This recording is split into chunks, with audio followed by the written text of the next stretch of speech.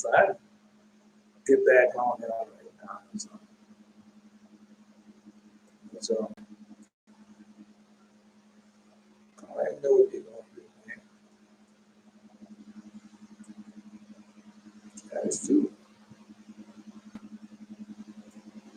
You keep on underestimating. You want to keep on throwing everything, putting all your trust in your enemy. I ain't doing all that.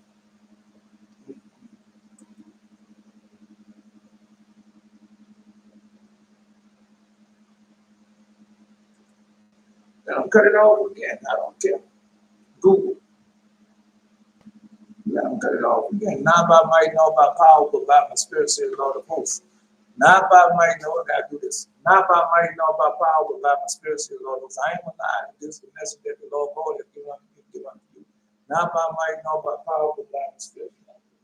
Zechariah chapter 4, verse 6. I'm telling you, Zechariah chapter 4, verse 4 through 6. The prophet told him that. The Lord God tells the rebel, here is rebel, I only use you as a signal, not a signal has gone forth. Malachi chapter 3, verse 1. Go out, send my messenger, you should prepare the way before me. And the Lord who seeks his son to come to his holy temple, even the messenger of the covenant, whom delight in behold, he should come. Malachi chapter 4, verse 5 and 6. The watch shall send Elijah to before the great breath of the Lord. You shall turn the horse and children back and forth, the horse back and children, he shall come straight with you. Because all the boys of the pop is all right. Malachi chapter 4, God to go to where? Now let's get to it. God go to where? Not gonna do nothing unless you go to where. And hell, he lift up his eye, being determined to see Abraham fall. Lazarus was both to cry and say, Father Abraham, have mercy upon me, and send Lazarus, that he may dip his finger in the water and cool off my tongue. Let it go. Let it go. Let's see.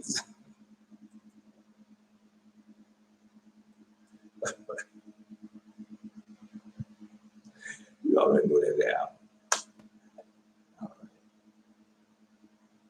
It said, I'm tormented by the flames. Abraham said, thou in the lifetime receiveth thou good things. Likewise, Lazarus evil things, but now he is comfortable and thou art tormented. So we know what that means. You know, between us, there's a great gulf fixed so that that which was bad from hence to thou cannot, neither can thou pass us. Come from thence.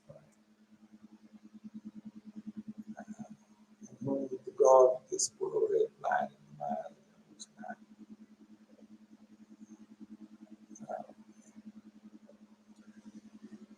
No, she don't want to study. She refused to study. Take her time. No. Let's continue on. Back. Let's go back. So,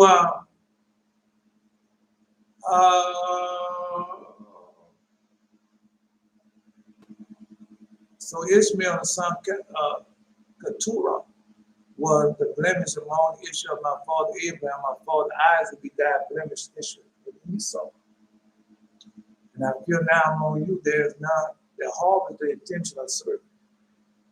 There is one that harbors the intention of serving.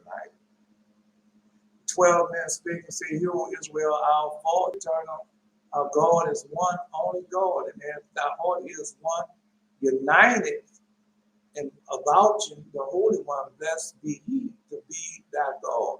Also are our hearts one, united, avouching him. Whereto Jacob is fine, praise the name of the glory of his majesty forever and ever. And although the whole mystery of the Messianic time was not communicated to the sons of Jacob, yet the blessing of each contains some reference to the end events of the future. Because that's why I had, that's why I asked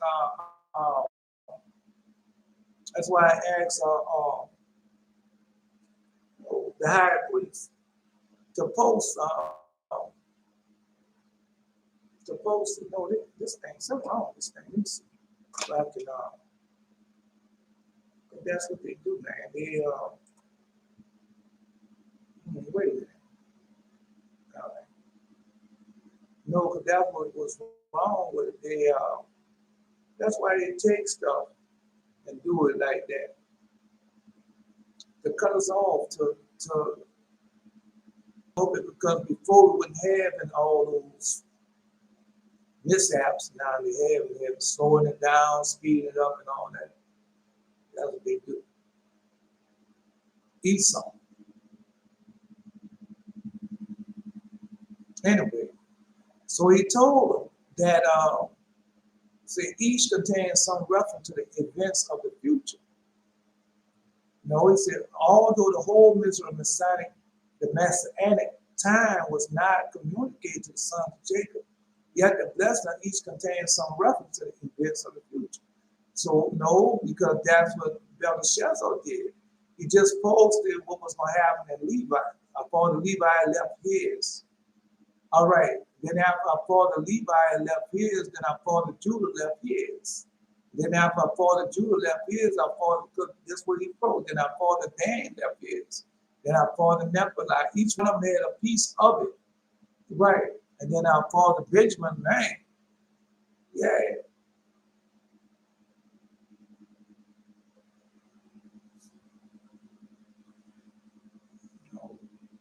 Those are the book we read from Belteshazzar. The blessing of the 12. The blessing of the 12. Anyway, the accident made Jacob apprehensive that his sons were not pious enough to consider the word of revelation. Right? No, let's go. These were the words addressed by Jacob to his oldest son, Reuben. Thou art my firstborn, my might, the beginning of my strength. Thy portion should have been 3 crowns. So everything, the 3 crowns was supposed to come to our father Reuben, but we know what Reuben did. So that's why we tell you the same thing, just like what be going on with Jacob, idolatry. But it happens to me. When you do certain things changes. And then you have to go and do repentance and penance and hope God will restore it. Hoping, because he gives you remedy and everything, but if you don't, you might destroy it forever. That way I like to destroy it forever. Right now, he doesn't come back like he came in the beginning, rubbing my feet, and I could see when he rubbed my feet, and when he started leaving, waking me up every morning. But he come back in a certain type of way. Yeah, so I thank him for that deal that he had, hoping that one day all of it would be restored back. That's the first I'm hoping it would. I have faith in it that it would happen. Yeah. Reuben, thou art my firstborn, my might, beginning of my strength. Thy portion should have been 3 crowns. Thou should have the double heritage of my progeniture.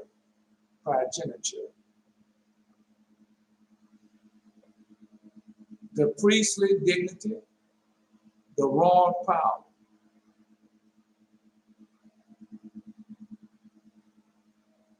That is the double heritage of my progeniture, the priestly dignity, and the royal power. So that's 3 right there. That's 4, really.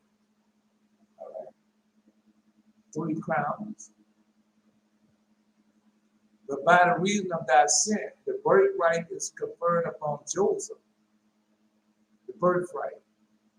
So that's the first progeniture. And then what the second one is. That's the birthright. That went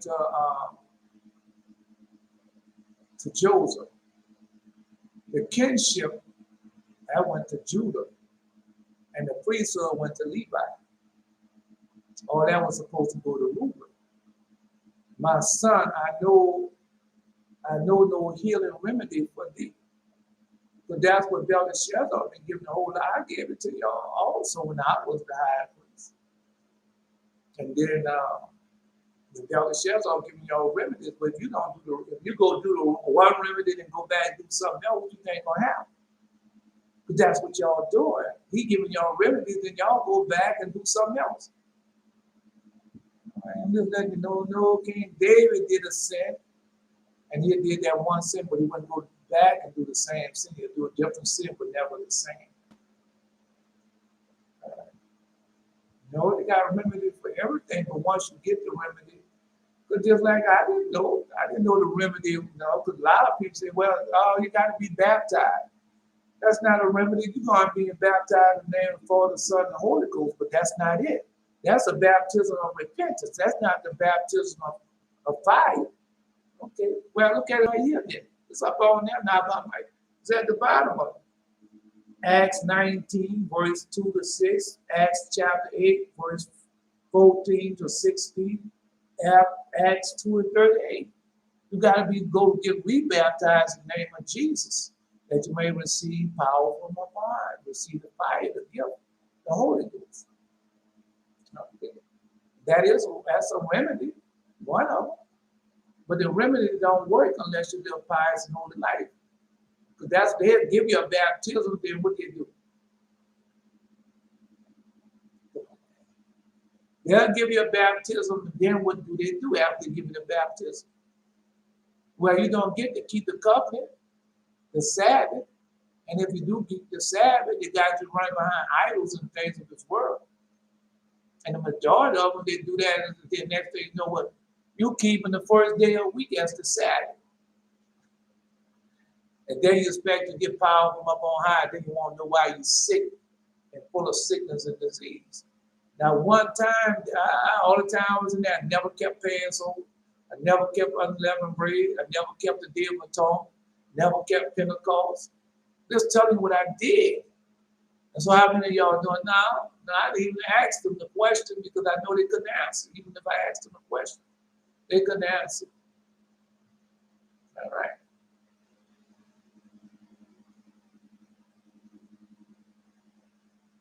The kingship was Judah and the priests of Levi.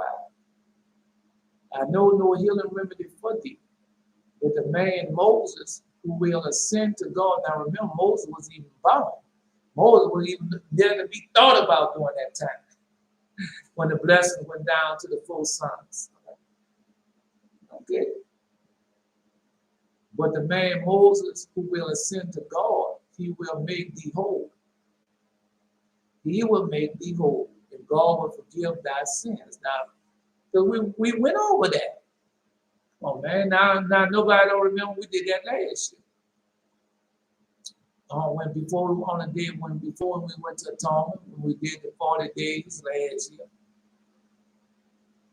The 13 attributes, man. You don't remember the 13 attributes? Okay. Anyway, just telling you what we did. And we asked God to make us one again, to make us whole again. He's doing it. Yeah. And forgive thy sin. I bless thee. May thy descendants be heroes in the Torah and heroes in war. Though thou must lose thy birthright, yet wilt thou be first and enter into the possession of thy allotment in the Holy Land. And in thy territory should the first of thy cities of refuge, the city of refuge. You don't know the city of refuge? And always should thy name stand first in the list of families of the tribe. Reuben, our father Reuben.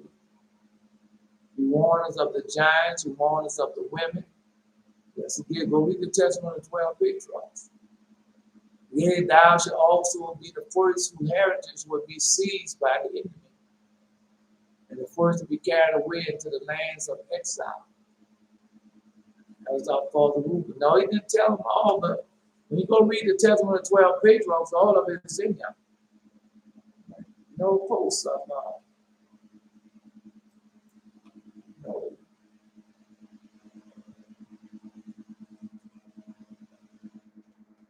Now I want to make sure that all right, so that was our father Reuben. Testimony of 12 patriarchs. You gotta go read.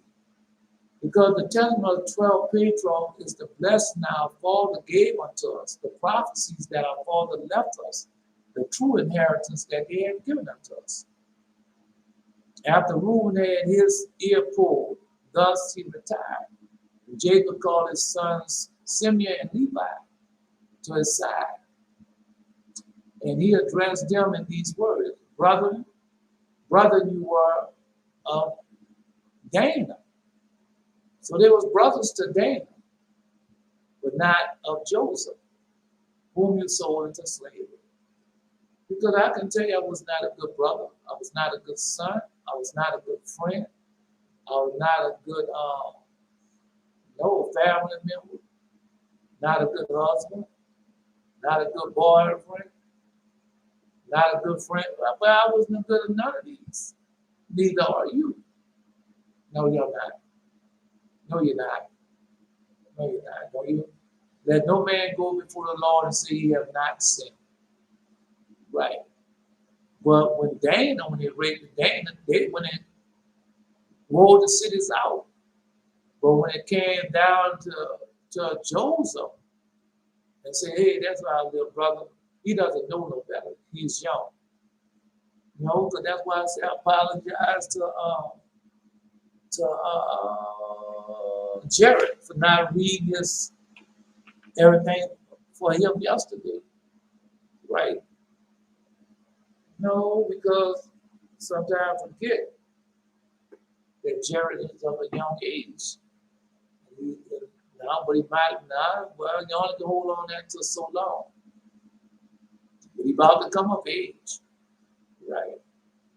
And so he has some things that look because he's young and he doesn't know that. But they didn't do that to Joseph. It wasn't a brother to Joseph.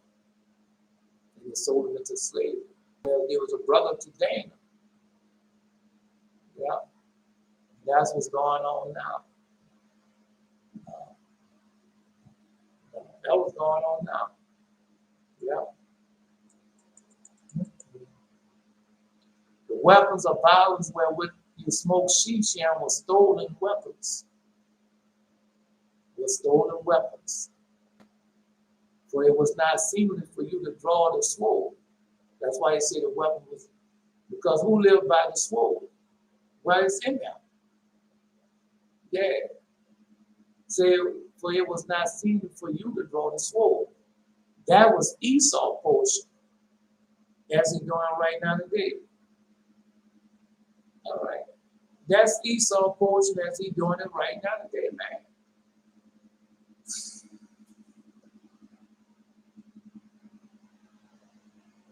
But let's go back to it. Let's just do a little experiment. So who running the world? So you think the 1% is running the world? Well, go post that on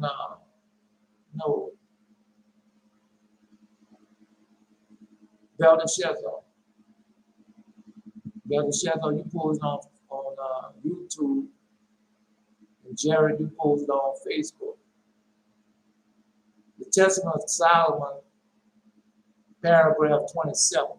Post that. Show them who's running this world.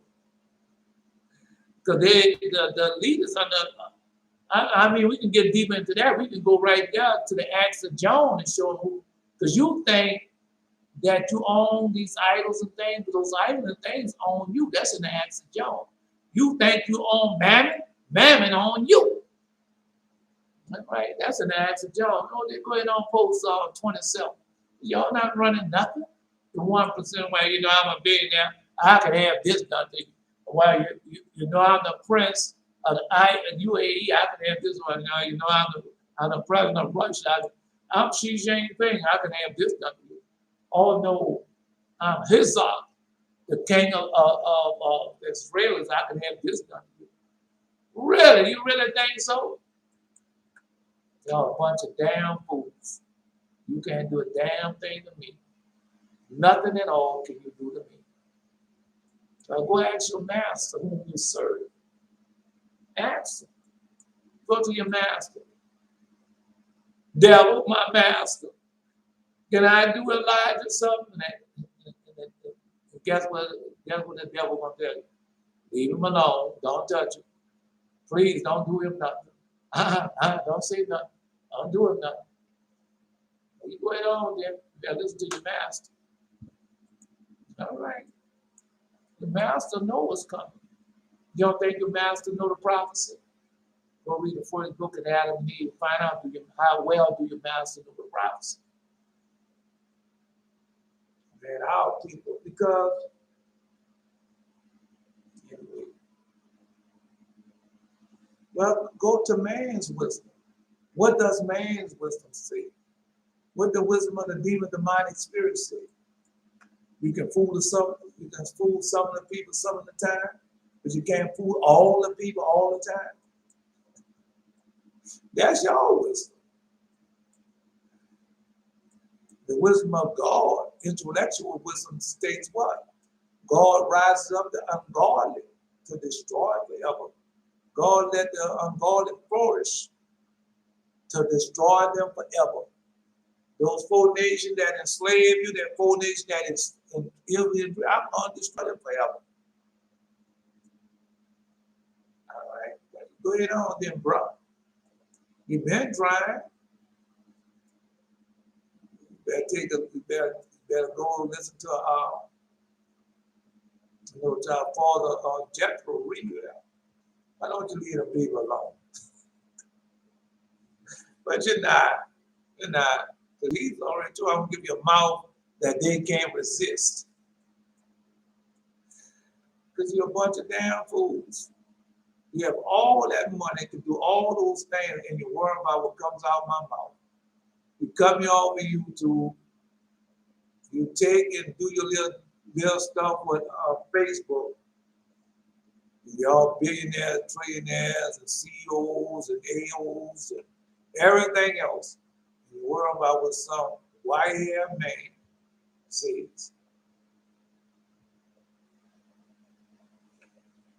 What did he say today, Martha? What did he say? What did that Bible say today, John?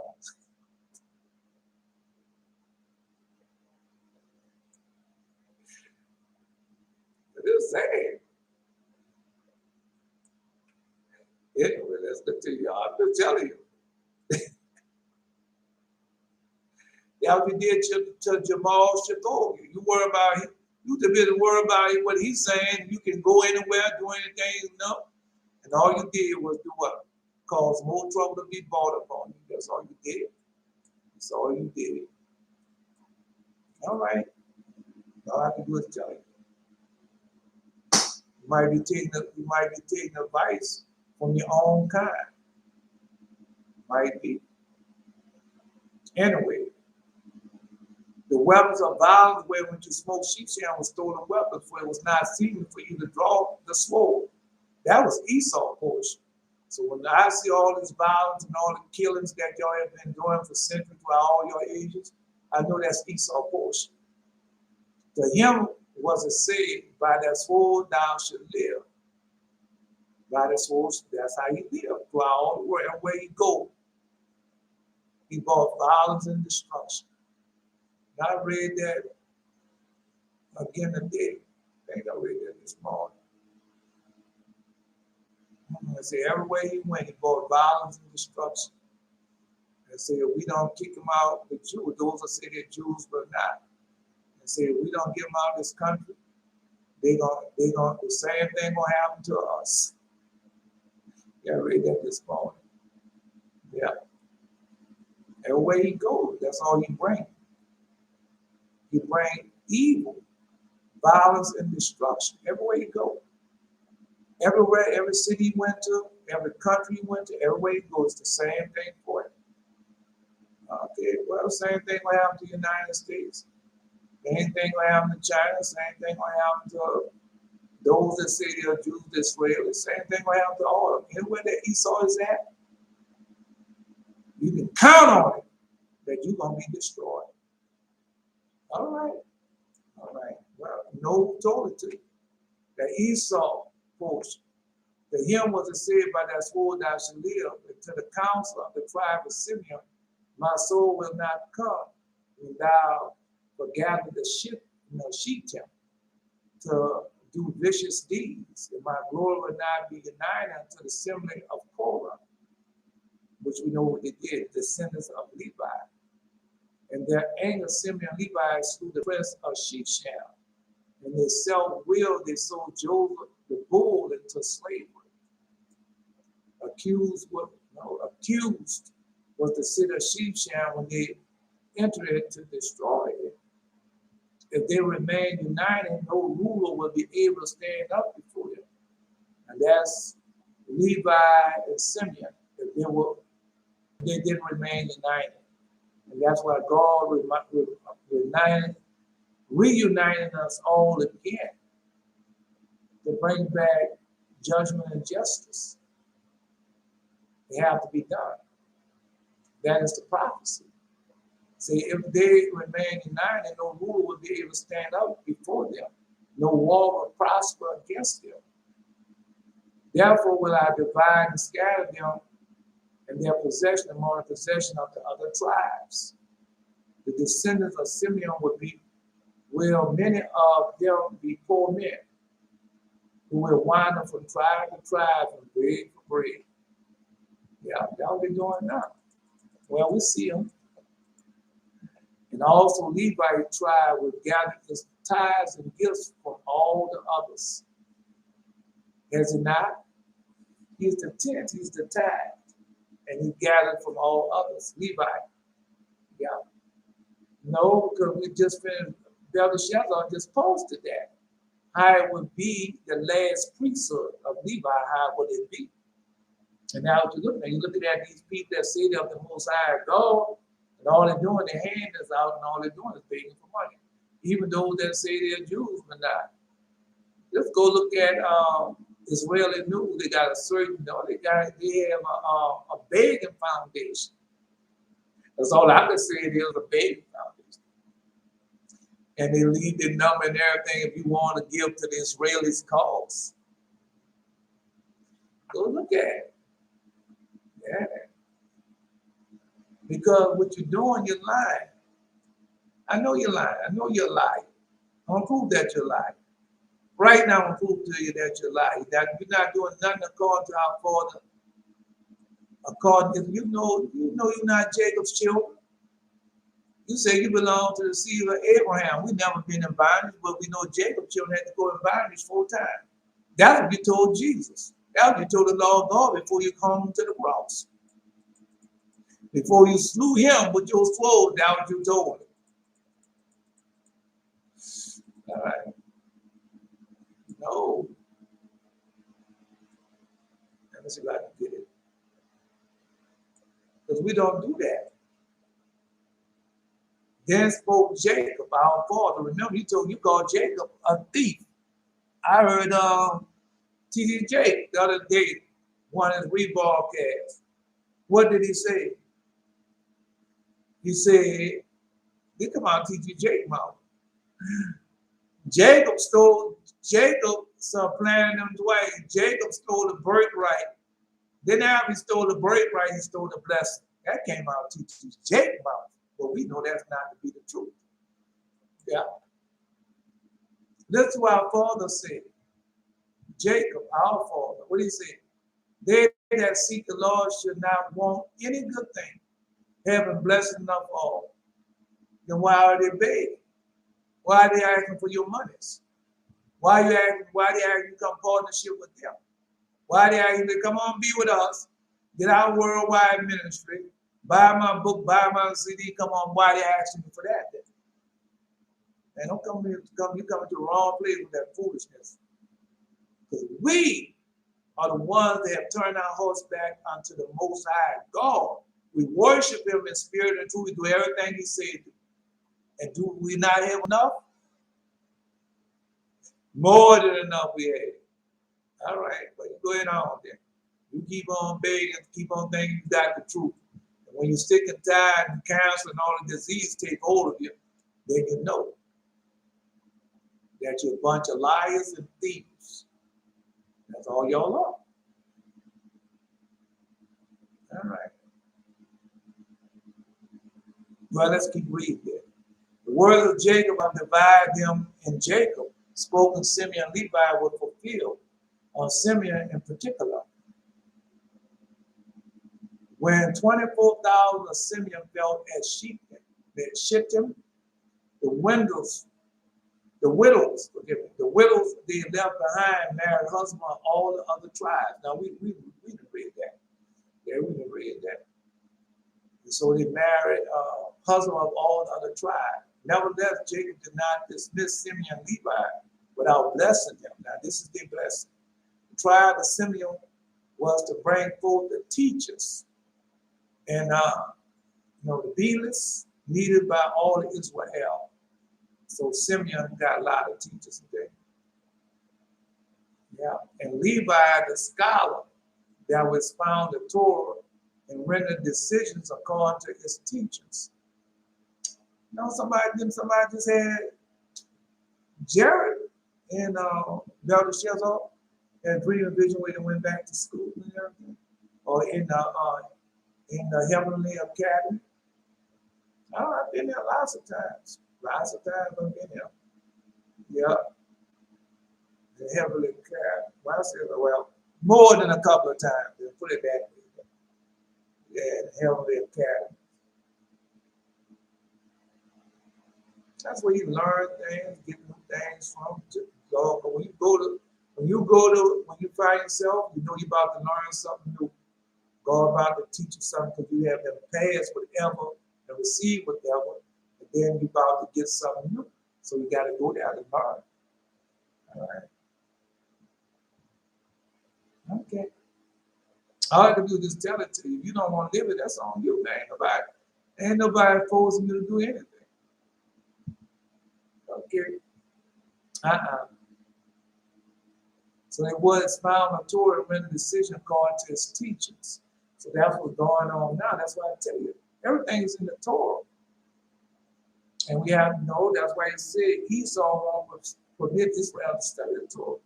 So when you go to the Torah, that's power from up on high.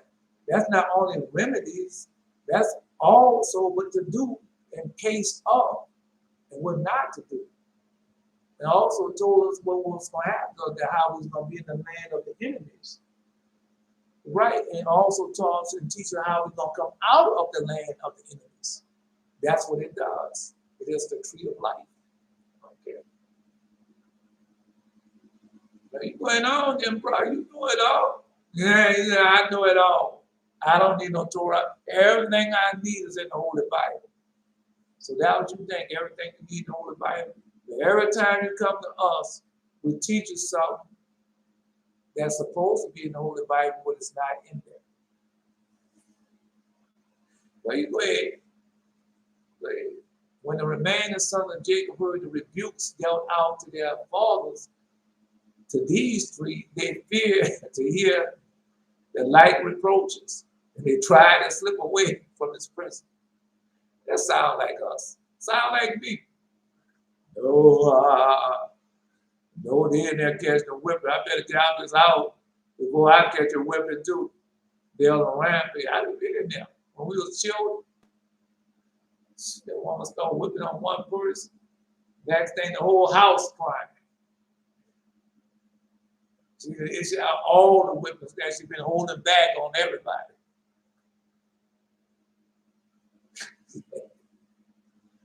That's how it is. Now, why they don't get the whipping boy, he's on the outside. He's on the outside. No, I won't be in that house. Right. My whipping is a stack up. See, I had to worry about Sunday. But that would be holy day. That would be Sabbath Sunday. So very seldom I had to do something real bad to get the whipping on Sunday. Yep.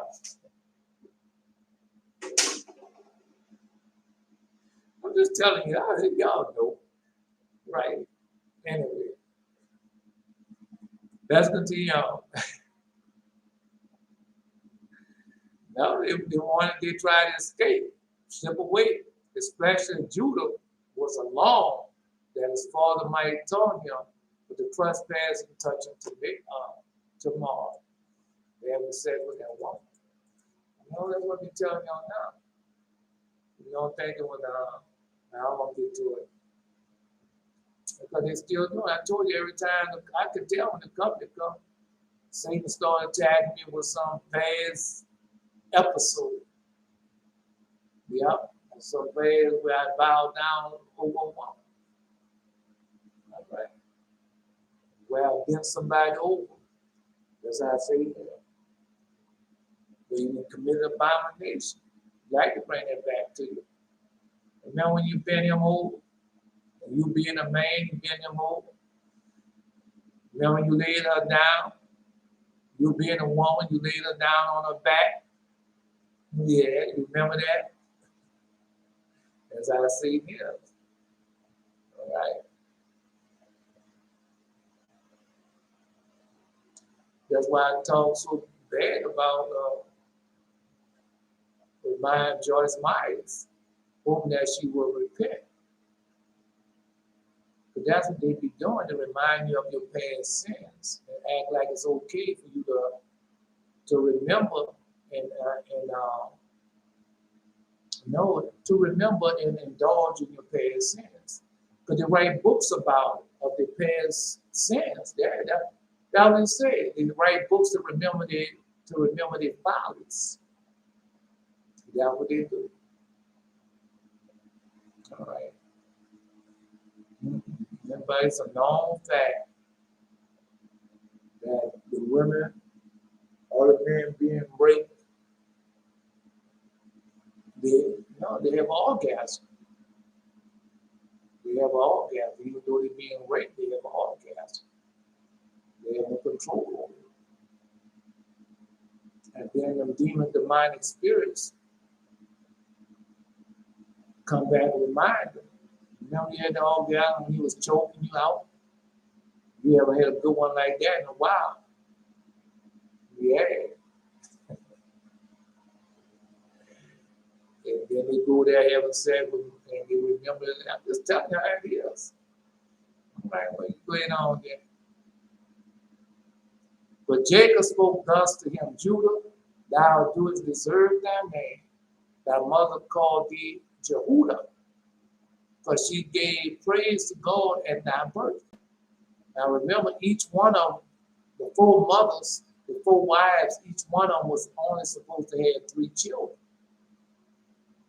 But our mother Leah had 4. And she was the first woman to give thanks unto God because of our father Jehudah. Because she gave praise to God at thy birth, so shall thy brother praise thee. And they all will call themselves by that name. And all will call ourselves by our father Judah name. Yeah. That's what we do.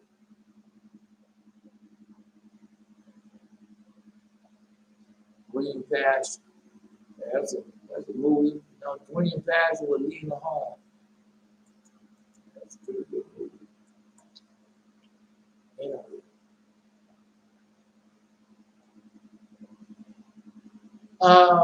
No, like you said, and we all call ourselves Judah. Because that's what we're supposed to do. That's where Jesus came through. The lineage of our father Judah. And so that's why all of us call ourselves Judah. Yeah. No, they tried to steal that from us. It was a design plan when order out of chaos. So when they had World War II going on, coming against those that say they're Jews now, all of them took and put a yellow star on it. They put the star Moloch on and wrote Judah on. And so that's a magic. And that's what they did, calling themselves us. And people started believing that they were us. But God gave them 70 years. 70 years he gave them that time. So I just read about the 70 years this morning. And so the 70 years are up. And now the truth is coming out. And they don't want the truth to come out because once the truth come out, that's the end. All right. And as thou did confess thy sin openly, so also thy descendants. Jaron was doing that yesterday, confessing his sin openly. That's what I do now all the time, confess my sins openly. Yeah. Oh, you got to do it. All right. and they all will call themselves by thy name. And as thou didst confess thy sin openly, so also thy descendants. Achan, David, Manasseh will make public a vow of their sins, and the Lord will hear their prayers. Now the Manasseh prayer, I told y'all about that. That ain't true. Boy, that spirit rose up out there praying. Oh yeah, it is true, Lord God, forgive it is true. And I like to see that spirit though, rose up out of the prayer when I say it wasn't true. Yeah. Shallow wine. There you go. There you go. That we're reading about now, our people still returning back unto the Most High and learn of these things. They take it up on their own, but they heard it from somebody else. Did you hear that from God Himself? Because God Himself, that I got the book, the whole Elijah, I got the book, all that come from God Himself. It's like y'all getting books and everything from God Himself. Y'all hearing the audible voice. Yeah. Yeah. Why you see our brother in them like that? Because when you see them do and say things like that, you know that they don't have the full truth. And it's hurting them.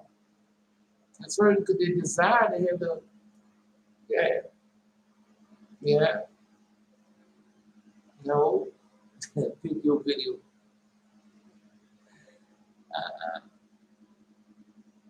Somebody post that for, post on YouTube, post the white stone for Elijah Jeremiah.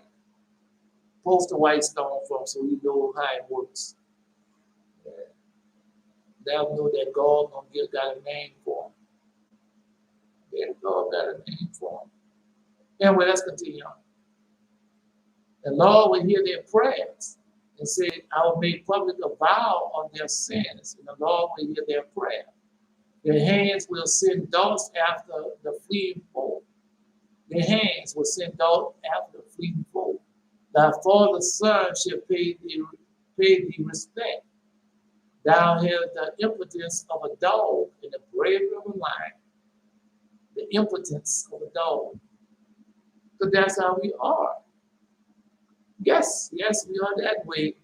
Men and women. So because I listen to that man on there, and he like to talk about how rich he is and have the women sitting around. And he talking all between their legs and talking about all them. Because they don't know how to answer him.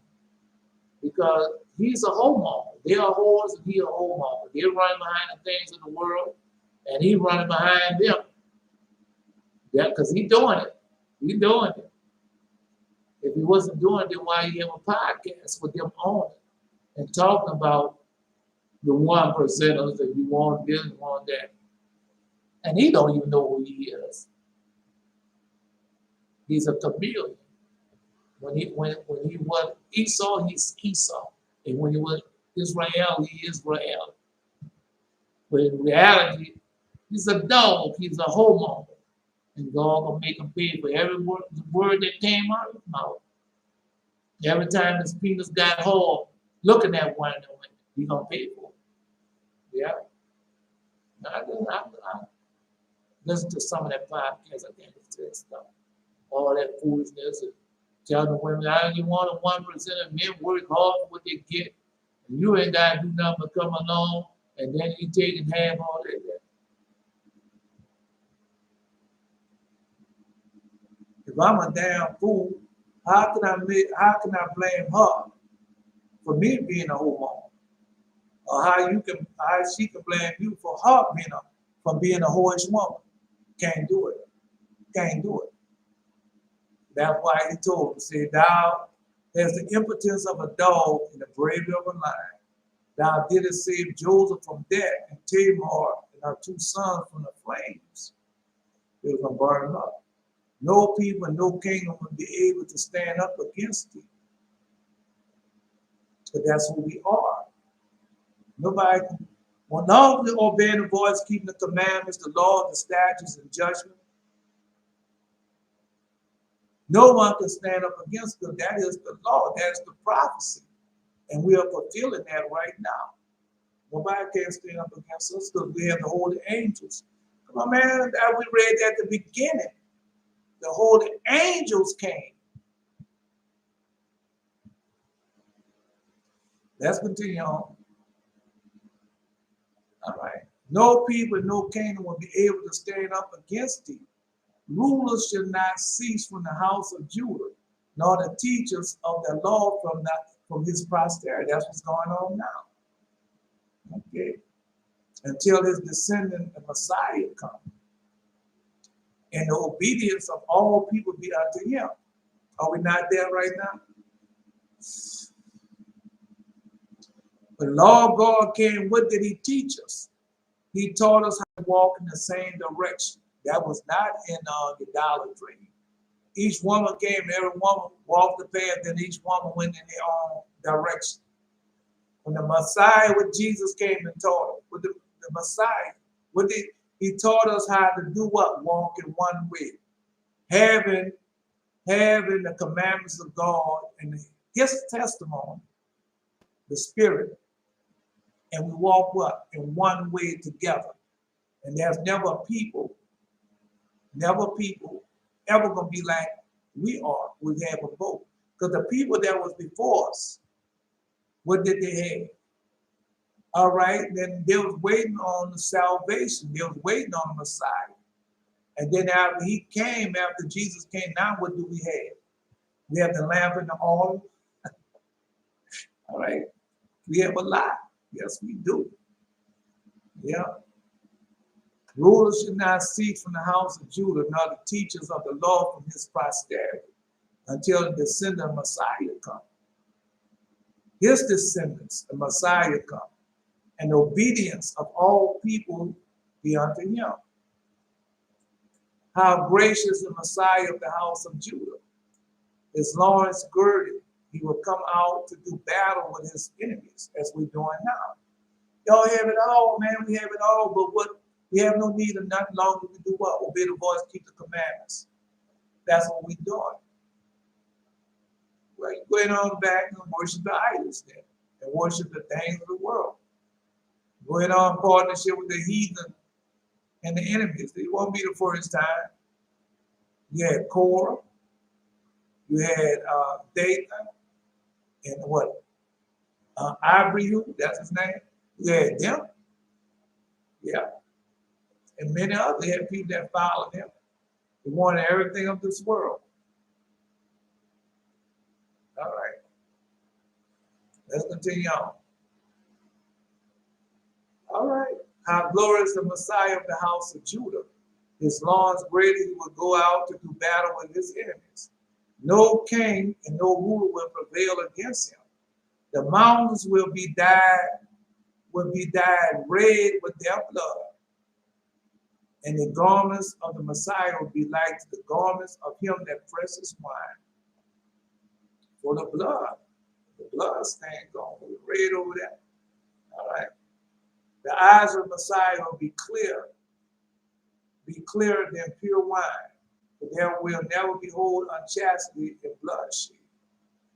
And his teeth will be whiter than milk, but never will they bite aught that is taken by violence. And so the Lord God have taught us that, and that's how we are now. He already told you why they're going to be scared of us. And what type, we just finished reading that, what type of power we had.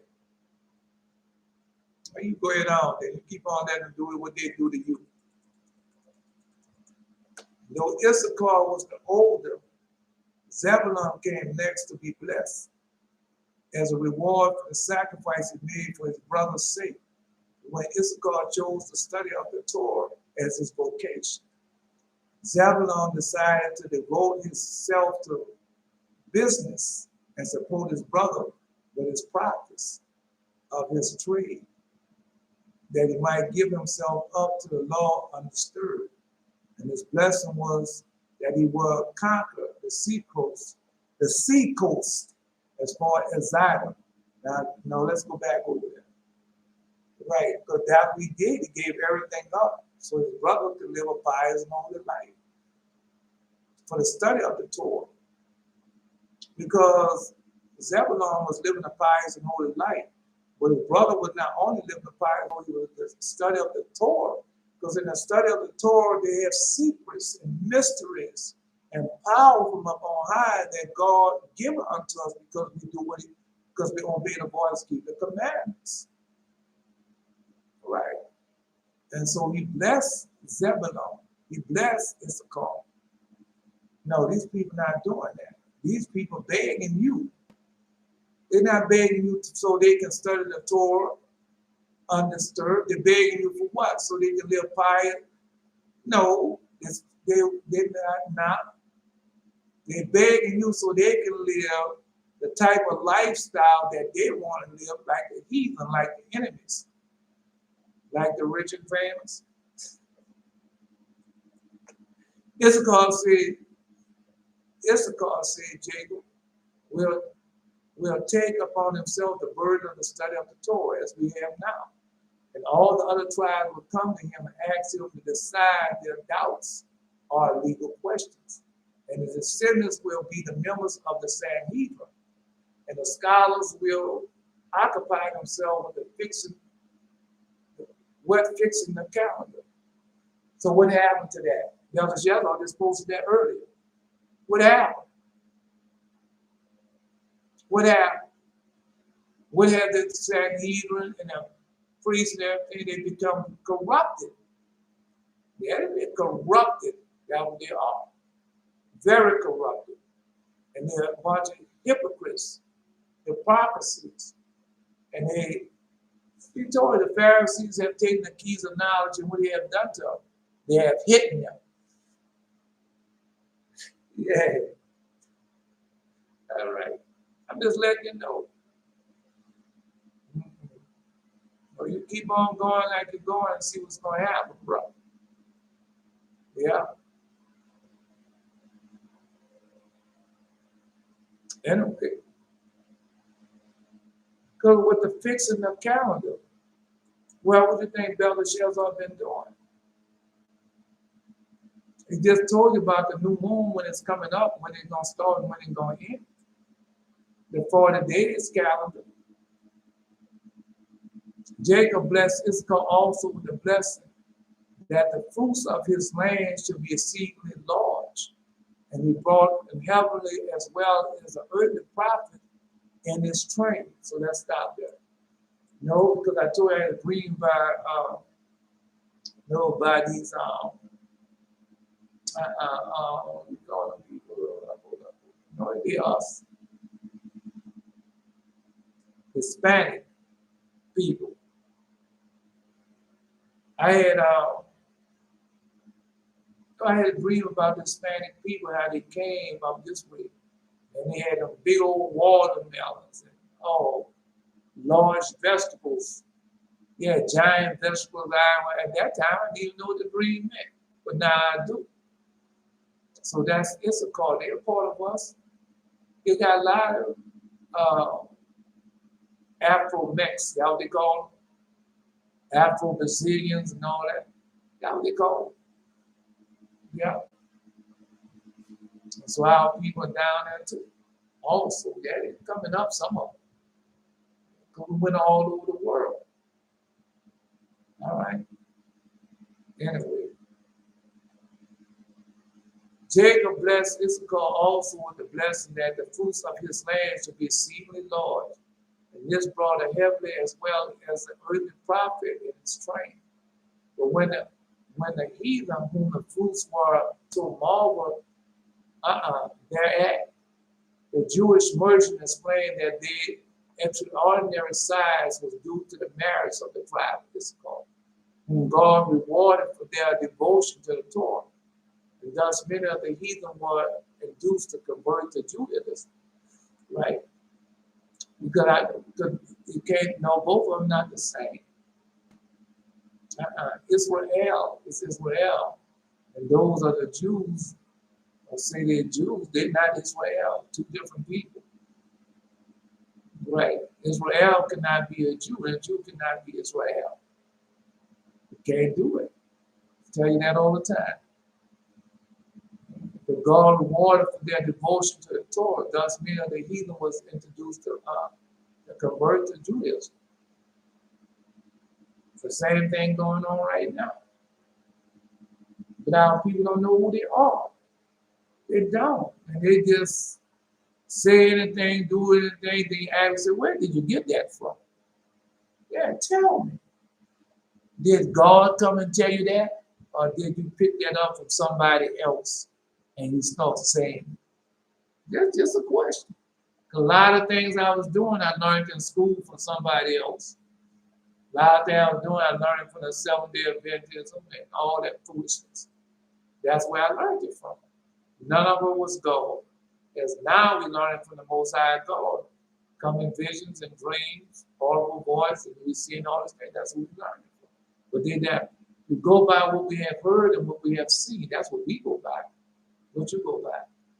Tell them what's going on. If they refuse to repent and wait on the Lord.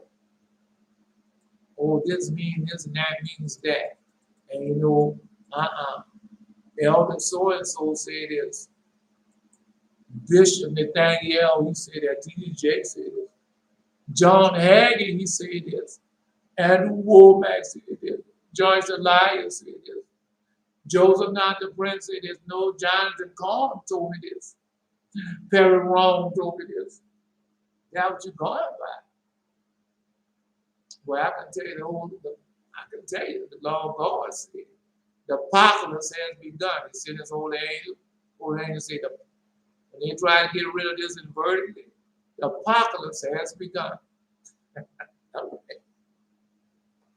And the blessing, Dan, Jacob thought was occupied chiefly with his descendant Samson, who, like unto God, without any manner of assistance, conferred victory upon his people. Jacob even believed a strong, heroic man to be the Messiah, so he thought Samson would be the Messiah. But when Samson's death was revealed to him, he exclaimed, "I walk for thy salvation, O Lord." So that's all of us waiting on the salvation to come. King David tell you that all the time. But we are the salvation. Well, we have to, after Jesus died, and we saw that.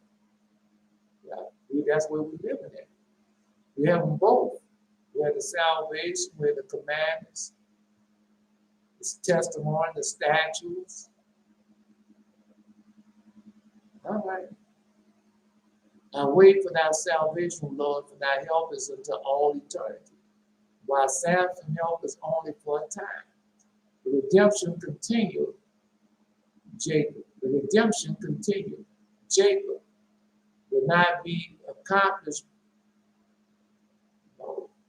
The redemption continued, Jacob will not be accomplished by Samson the Danite, but by Elijah the Gadite, who will appear at the end of time. I don't like to tell you about me. All right. That's how I know it's the end of time. I tell you that all the time. I also know it's the end of time. Because God done showed me, he told me. And constantly he's telling me. And then I told y'all have been obeying the voice, keep the command. Haven't y'all been seeing the end? The stars falling forever, the hill falling, all right. The darkness, the waters that's in the ocean and seas coming up on fire land. I know y'all see a whole lot. That's how you know you're at the end of time. Yeah.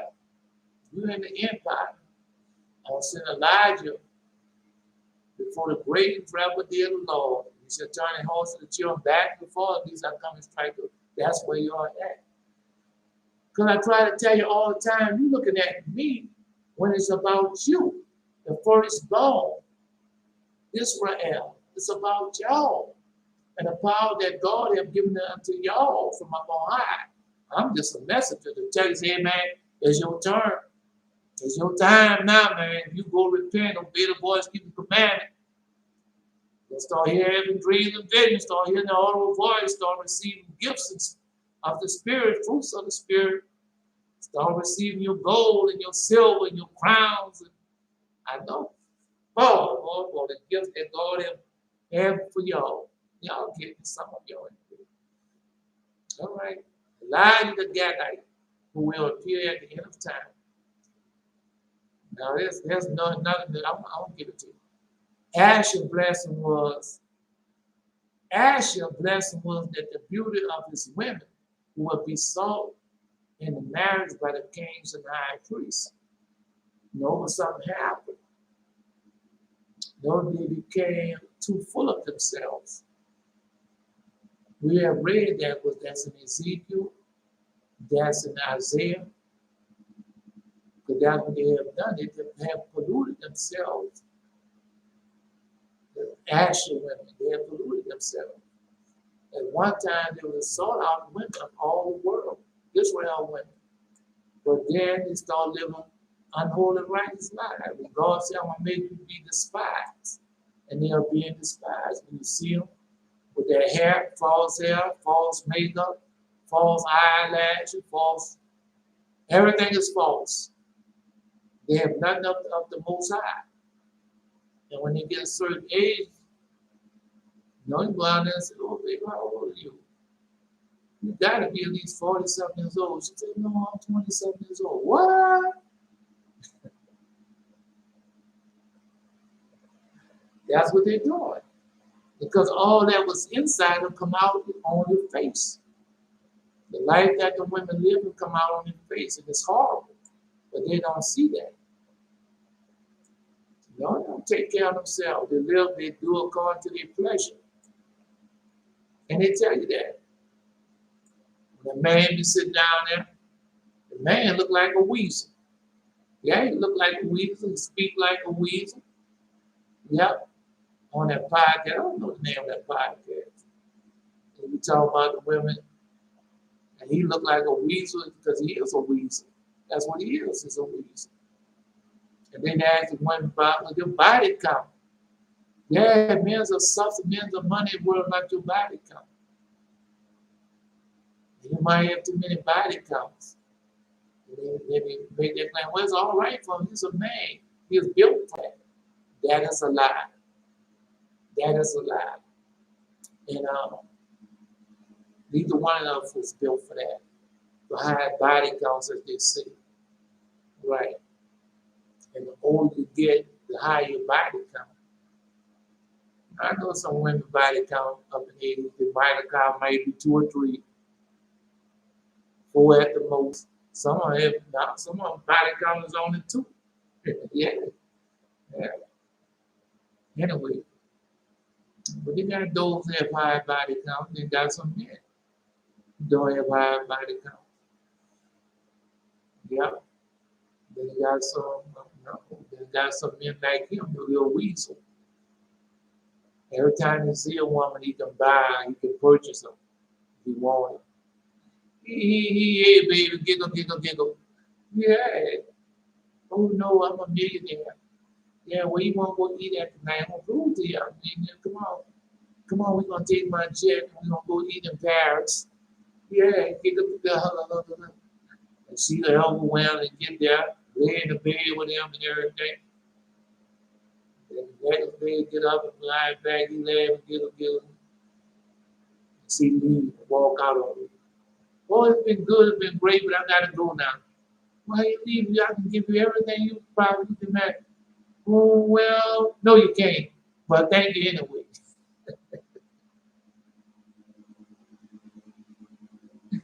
Yeah. Anyway, that's good to know. It's not about that. A woman go with you and for the money. All right, she laying in the bed because you got the money, you can pay for everything. For leaving, you got somebody on the side who have from 9 on up that can reach it from where she been living her whole life. Just telling the truth. Men the same way. All right. That's all I'm letting you know. You're going to pay for it. Somebody, all right, I'm going to tell you where you can go ahead and find that. Ecclesiasticus. A man, when he had too many women, he become impotent. Because God be made, that's why you have a lot of men when you get up in age, they say they have prostate cancer, but they didn't had a lot of women. It was like a woman, she had a lot of men, now she got to have a hysterectomy because she had a lot of men. This is in the book of Ecclesiastes. Prostrate, he become impotent. In the end, he become impotent. So I find that. Close that for him. All right. Anyway. In Nepali land, all fruits will ripen quickly, and they will be brought as present to kings and gain royal favor for the givers. This blessing will fulfill the plan of Gennesaret. At the same time, Nephi's blessing was a prophecy concerning the descendant of Deborah, who was like a hind let loose against Caesarea to conquer him. We read that. And she gave goodly words in her song of Israel victory. Nephi himself deserved the description applied to Deborah, for he was swift as a hart to do the will of God. And he was a fleet messenger unto his father into the tribe. I read that this morning when Joseph told him to go run and get the records from Egypt. When Father Jacob had died, because Esau said that he come in the night. He said that the birthright was stolen, and the blessing was stolen. But they had the papers in Egypt where we had bought them. Where our father Jacob bought the birthright. Yeah. So you can have the birthright without the blessing. All right. Anyway. So sitting wheresoever, or whithersoever they would, and he executed their errands with dispatch. He served the brethren of Joseph as a herald to announce unto Jacob the glad tidings. Joseph is yet alive. And when the stricken father saw him approach, he said, Lo, here cometh Nephi, the lovable, who proclaimeth peace. Our father Nephi. Go read, man. Go read the testimony of our father Nephi. Now, our father them left us everything, but we too busy listen to everybody else and listen to the expert. Oh, listen to what he said. Oh, look at the peaceful words he have said to me. Oh, that's what we do. Preach about smooth things, preach about peaceable things. And that's what everybody's doing. I used to listen to Joel Osteen when he first started coming on television. About the third or fourth time he listened to him, I said, man, there's something wrong with this man. Yeah, because everything he said is peaceful. Yeah. Everything he says is peaceful. And nothing, because that's not of God. Man. A wine and women would make men understand to fall away. And he that cleaveth to harlot would become impotent. There it is right there. He that cleaveth to harlot would become impotent. Because I was on my way to becoming impotent if I wouldn't have repented. Left them women alone, period. I've been the same way. Been taking out my prostrate. Can't have sex no more. Because that's a curse. That's the curse. For all those out there, everyone say, how many women you didn't have in my lifetime? Oh, yeah. The next thing you know, we're going to go ask Charlie Wilson. You want them to have prostrate cancer, go ask how many women he slept with. Yeah. He that cleaveth to harlots will become impotent. That's the law. If they don't repent. Moth and women shall have him to heritage. Death. Moth and worms shall have him to heritage. That's death. And a bold man shall be taken away. No, yeah, the man named, man, they didn't think that man could see him. Wilt the still. And he said he claimed to have slept with 3,000 women. So where is he at now? I don't think he left any children behind. Yeah, that's how God is. Yeah. The bold man should be taken away. He that is hated to give credit is like-minded, and he that sinneth shall offend against his own soul. Whosoever take pleasure in wickedness should be condemned, but he that resisteth credit crowned his life. Yo, that's what they doing. That was that man talking about on that podcast. Yeah, they're talking about against him. We're not really doing the podcast. It's really about him fishing for women who want monies and overlook things so they can have money. A lot of them doing it. A lot of them young stars coming up. They didn't tell you. Yeah. Hey, baby, how you doing? Oh, you looking so good. What's your name? Oh. And one day, how long you been in this? Oh, a little while ago. Yeah, you want to go out together tonight? Go out together, make a yeah, how much that gonna cost? And she laughed, no, we call you $2 million. And they say, I got $2 million. I said, oh, you do, It's $2 million to a billionaire, man. And he already know he on his way hell, and you just sold your soul for moisture and bread. That $2 million not gonna last. God gonna blow on it. He's gonna blow on it, and it's gonna disappear. And you're gonna go, all right. Whosoever take pleasure in wickedness should be condemned, but he that resists the pleasure crowned in his life. He that committed fornication is not aware when he suffers loss. And they're not. Because I was out there doing that. I wasn't aware when I suffered loss. All right. And it's not a shame when he put to dishonor. I heard a lot of women say, ain't no shame in my game. How they're committing fornication, doing all types of things. Men too. Man, I had oh no, see his old lady, see his wife. I had her too. But that's your brother. I know what she wanted, and I was there. Man, got men out there sleeping with the mom, the daughter, the sister. They got them out there doing that. Women doing the same thing, sleeping with the dad, sleeping with the son, sleeping with the uncle. They're doing it. They're doing it. Because God said you're doing it. Because when you go read the second book of Adam and Eve, when them demons came down, which the demons are here now, they didn't care. And they don't care now. And that's why God to send storms and hurricanes and tornadoes and everything. Because you'll be in that city and you start intermarriage and you don't know. She don't know it and you don't know it. Ain't nobody was taking no DNA tests. Right.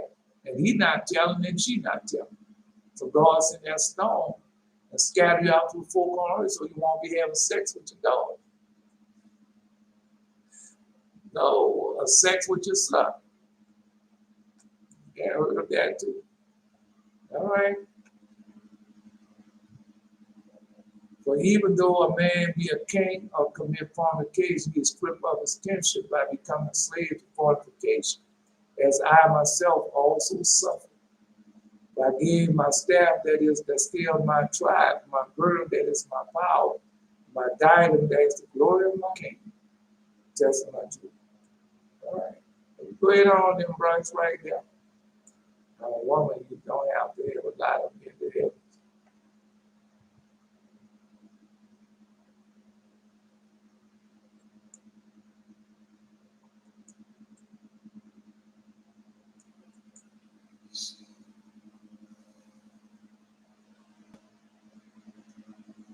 Somebody go find it. Type in many excuses. Yeah, type in many excuses in the Holy Bible and in the Legend of the Jews. That's where it's at. Many excuses. Oh no, not that.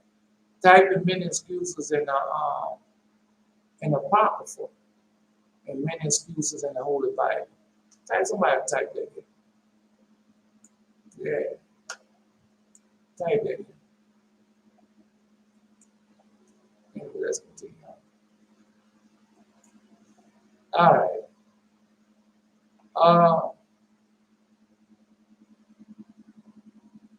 Joseph blessed and received the blessing of all his brothers. Jacob spoke, O son whom I bred up. Joseph whom I raised, whom was strong to resist the enticement of sin. Thou didst conquer all the magicians and the wise men of Egypt by thy wisdom and thy pious deeds. Now, because that's what God teaching us now. To run.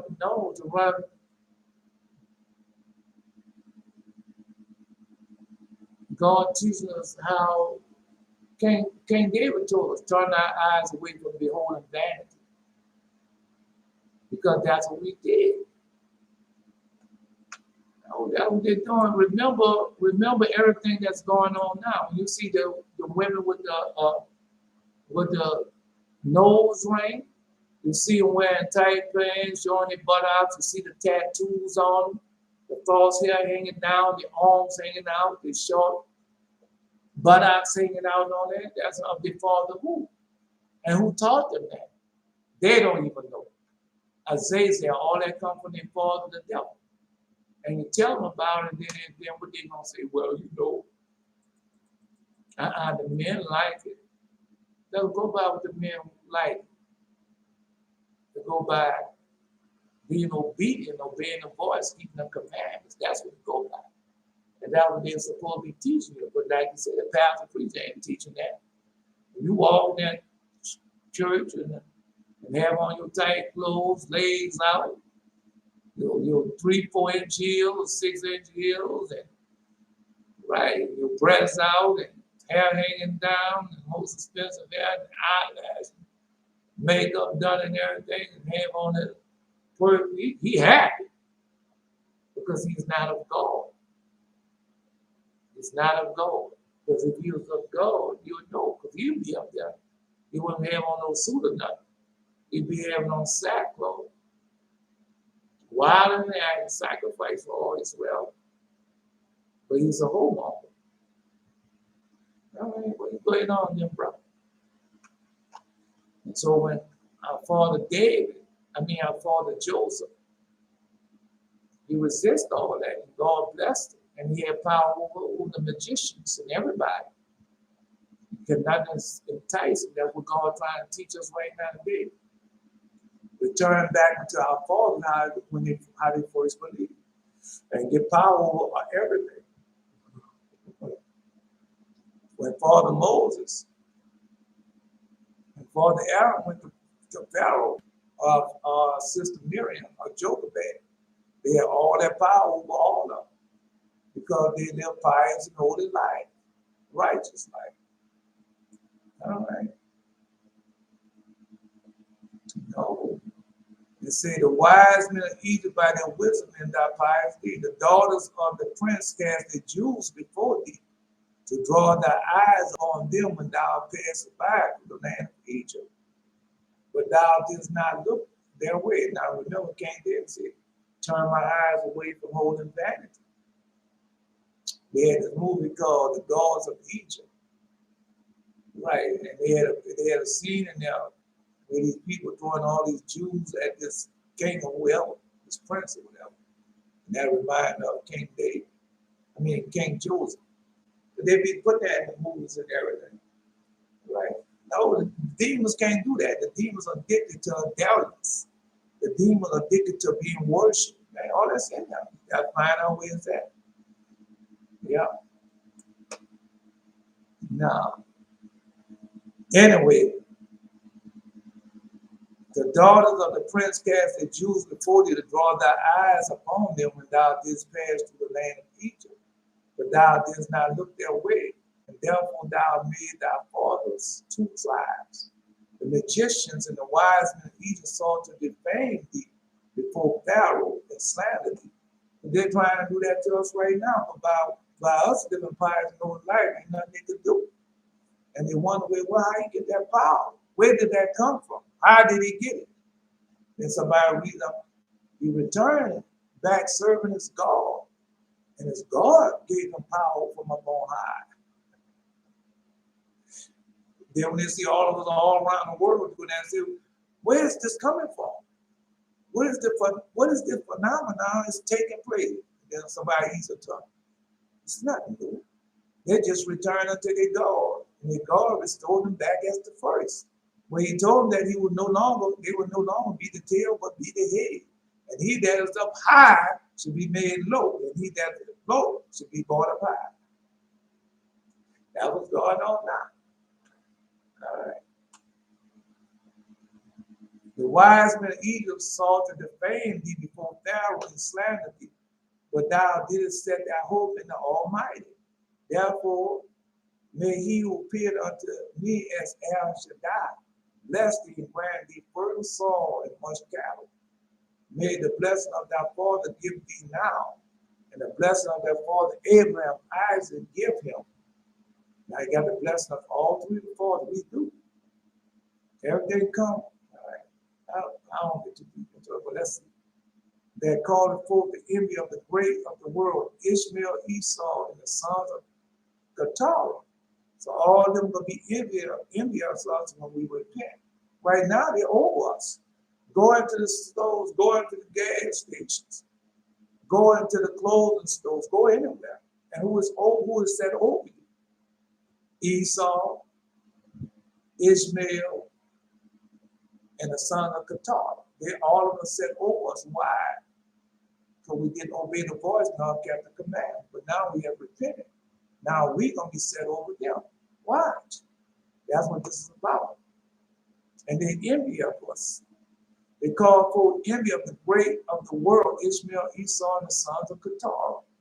May all these blessings be crowned upon the head of Joseph, a chain upon the neck of him that was the ruler of Egypt, and yet diminished not the honor due to his brother. So how many of y'all got crowns of gold? How many of y'all got gold? How many of y'all got change of gold? I know y'all have. I know y'all have. Just can't tell me. Right. And all that comes from the Most High God because we have repented. And that power comes with that. I have made of y'all what? Kings and priests. The slander would, no, I should make man more precious than gold, yea, more fine than gold, more precious than the golden wage of Oprah. Man, come on, man. The prophet posted that today, Jerry. All right. The slander of which Jacob spoke referring to what Potiphar that said of Joseph before Pharaoh. He had complained, saying, why didst thou appoint my slave whom I did buy for 20 pieces of silver? Because we're going to be set over them once again. To be the ruler of over the Egyptians. Now we read that, we just finished reading that. And that's in the book of Jeremiah, chapter 50. Did not he say that? That we're going to rule over them, over the Egyptians, over the Babylonians, over the heathen, over our enemies, when we repent. Oh, man, that was Shell and High Priest posted that. When Israel repent, that's the day the kingdom of the enemy should be brought to the end. Man, come on, bro. Oh, that's right before that. Now, all of a sudden, everybody got amnesia. All right, let's continue on. So the shaking up, blessed be he.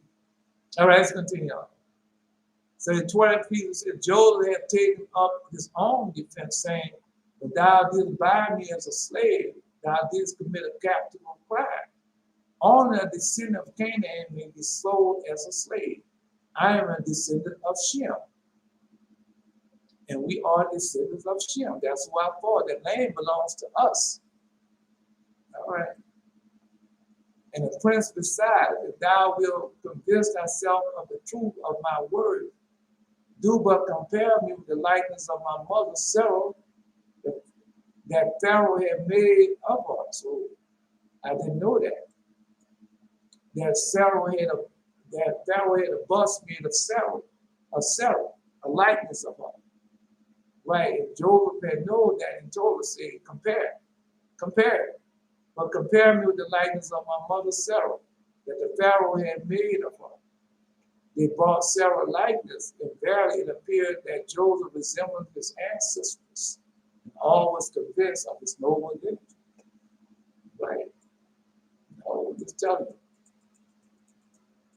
We're not finished yet. Let me read what she got to say.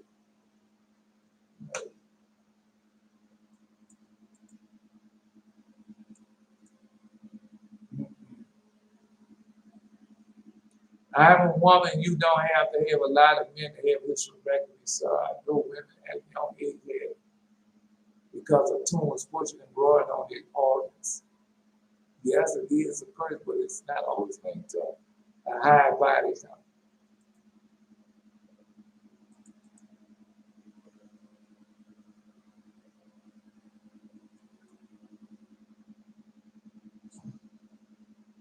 Whosoever fears the Lord will receive his discipline, and that they seek him early should find favor.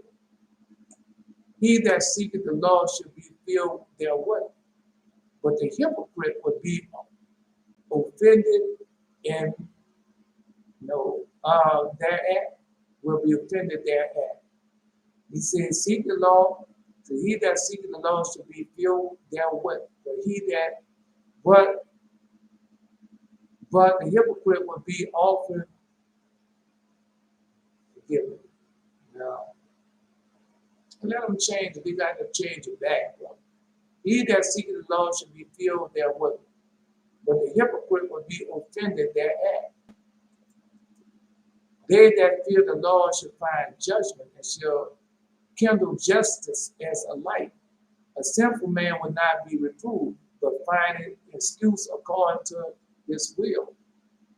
A sinful man will not be reproved, but find an excuse according to his will.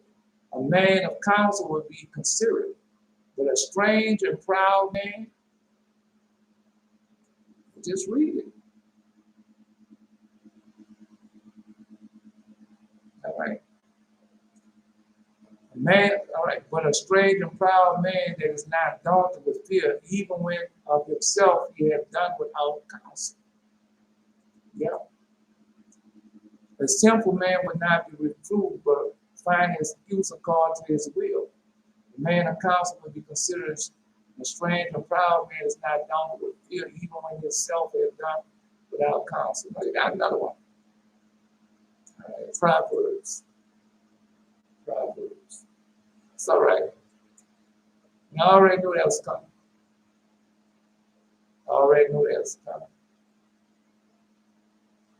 They haven't repented.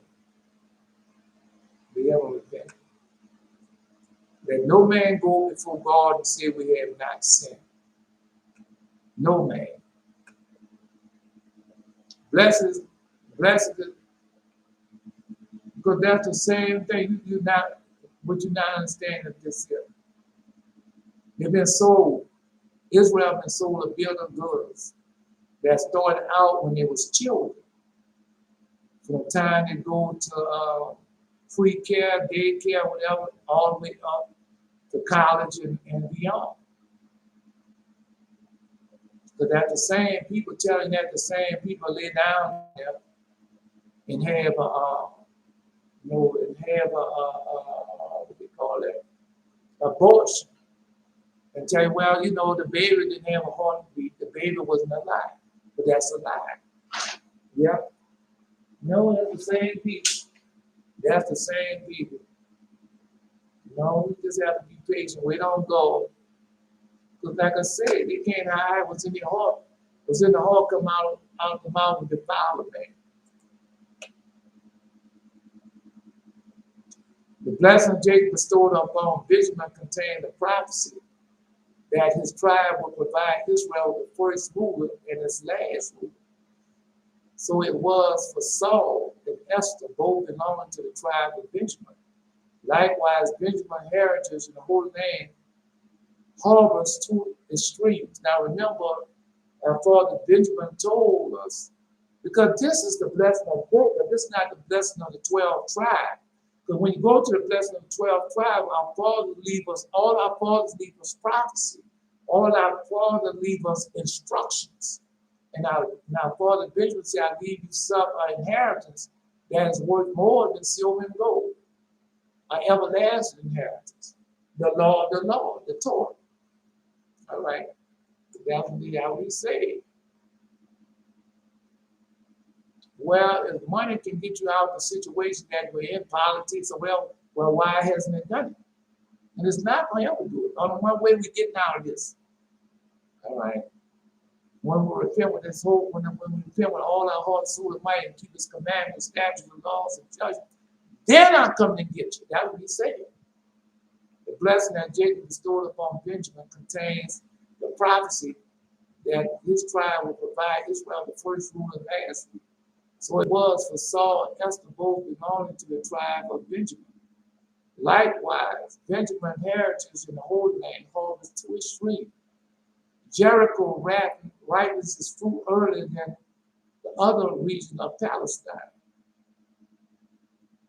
while Bethel ripens them the lastest. So I meant to Bethel, or it's even wicked, Bethel. And Benjamin blessed Jacob referred also to the service in the temple, because the holy place was situated in the territory of Benjamin. So we know when King David went to looking for a place to build a temple, and he bought the land. All right. And when Jacob called his youngest son a wolf, the rabbit, he was thinking of the judge Ehud, the great counselor, a Benjamite who conquered Eglon, the king of Moab. Also they had in mind the Benjamites that captured the wives by cunning and force. Now remember, Benjamin was wiped out. Yeah, he was wiped out when that's in Holy Bible, when he had that woman, and he had raped that woman, set out that woman, did all that to that woman, and he took her and cut her up in 12 pieces and sent her to all the tribes. And all of them came and wiped the Benjamins out. It's in the Holy Bible. Yeah. Again, if he called Benjamin a wolf, Judah a lion, and Joseph a bull. So all you got to do, go read the Testament of 12 patriarchs, and that's in there. If you go read in the Legend of the Jews, Nephi, the Testament of Nephi, the Legend of the Jews, you'll find a lion and a bull there. Right? He wanted to point to the three kingdoms known as wolf, lion, and bull, the doom of which was will sealed by the descendant of these three sons. Babylon, the king of the lion, fell through the hands of Daniel of the tribe of Judah. Media, the wolf, found his master Benjamite Merodach, and the bull Joseph was subdued the horned beast, the kingdom of the wickedness that's what you had now, before the Macedonian time. As I told you, I had a bull, I was sitting next to Michael. And that bull came, and I said, you came for me to get it. And pointed to Michael. Yeah, that bull. No, I'm just telling you what it did. All right. I'm not going there.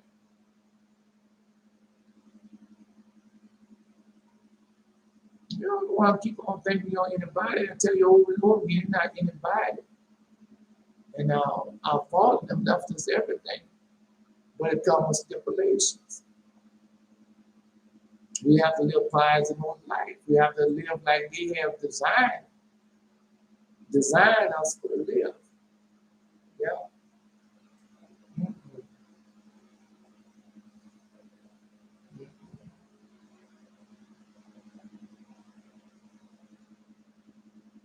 No, just keep on letting it go. Yeah.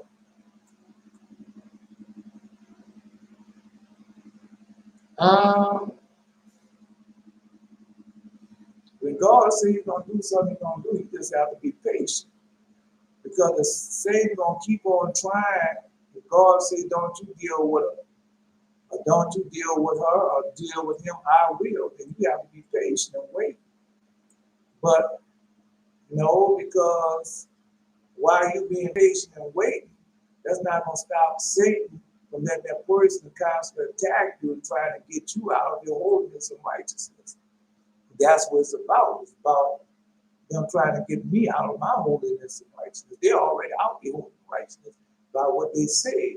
But when they say something, you can see there's no holiness and righteousness in them. Right, but the holiness and righteousness are in you. And Satan trying to get the holiness and righteousness out of you. Because he already got them. Yes, he has. All you got to do is listen to how they post. And know that Satan has them. By the grips. Oh, man. When I was in Christianity, and now it's coming to pass, flattery is a form of deceit. Flattery is a form of deceit. And God showed me. Yeah. But what God, because they don't understand, what God takes all that away from you. And then when he takes all that away from you, then he starts giving you things. Then he starts giving you stuff. Then you go back and find a real meaning of it. Why did he say this? And when did he say this? And what was the cause of him saying that? Yeah. And so that's what he goes back to. But if you don't never repent with your whole heart, you never find out the truth. And you be going by what somebody else have taught you, or what somebody else have told you. And that's how you live your whole life. Then one day, when that angel comes, and then, Samuel come on his way to take me to hell. Then you be wondering, why the angel's not coming to take me? That's what I'm telling you. Yeah, you gotta pay attention. All right. Oh man, no. Wait a minute. That's me. I'm trying to find someone to talk to. I need to know this, man. I'm not giving you anything, I'm giving you stuff that you need to know. And you have to live it. Because God giving it unto me, not giving it unto you. Okay?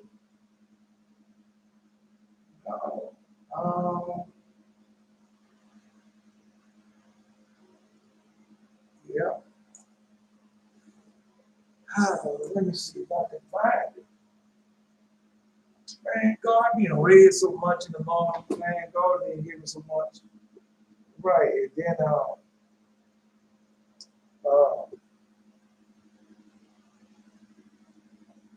because when you read the legend of the Jews, they have a lot of prophecies that you never heard before in the legend of the Jews. And when God started revealing things to you, say, man, God starts showing you how much you don't know. And what you think you know, you don't know. Right.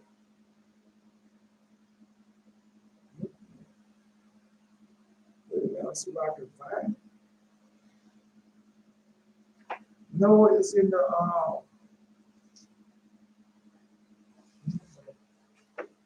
wait a minute. No, I won't find it. Because when you go to Father Joseph, It opened up a new chapter.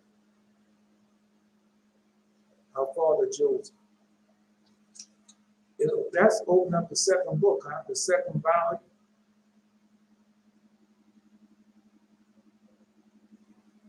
When Joseph go into slavery, does that not open up the second volume?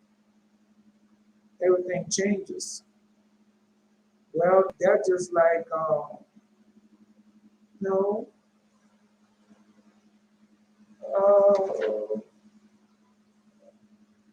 Joseph.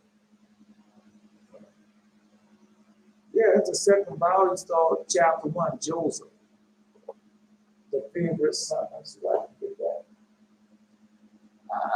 Boy, what I went on this morning, what God gave me this morning about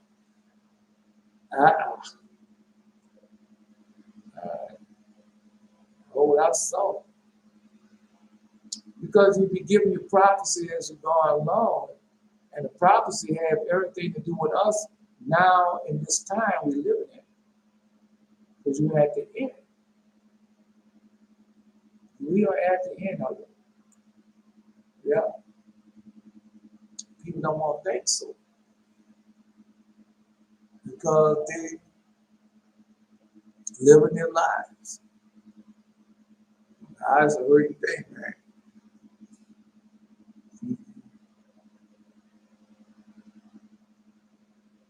That's a hurting thing because once your kin folks well, they was young and beautiful, healthy and glamorous. And as time went on, they was living them sinful lives and running behind everything of the world. Now you look at them, you can't believe how once they were.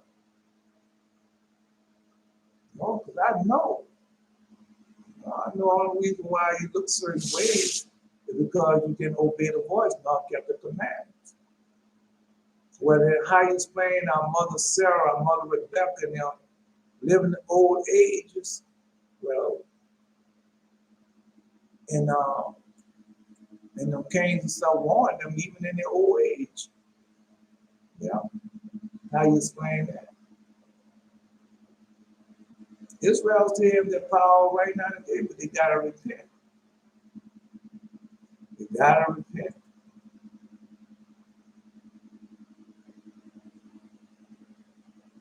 Anyway, I'm just tired of doing this, tell it to you. I want to read this to you, then that'll be it. God has given me so much, but I can't. I can't. I can't. I don't know. I just leave it alone.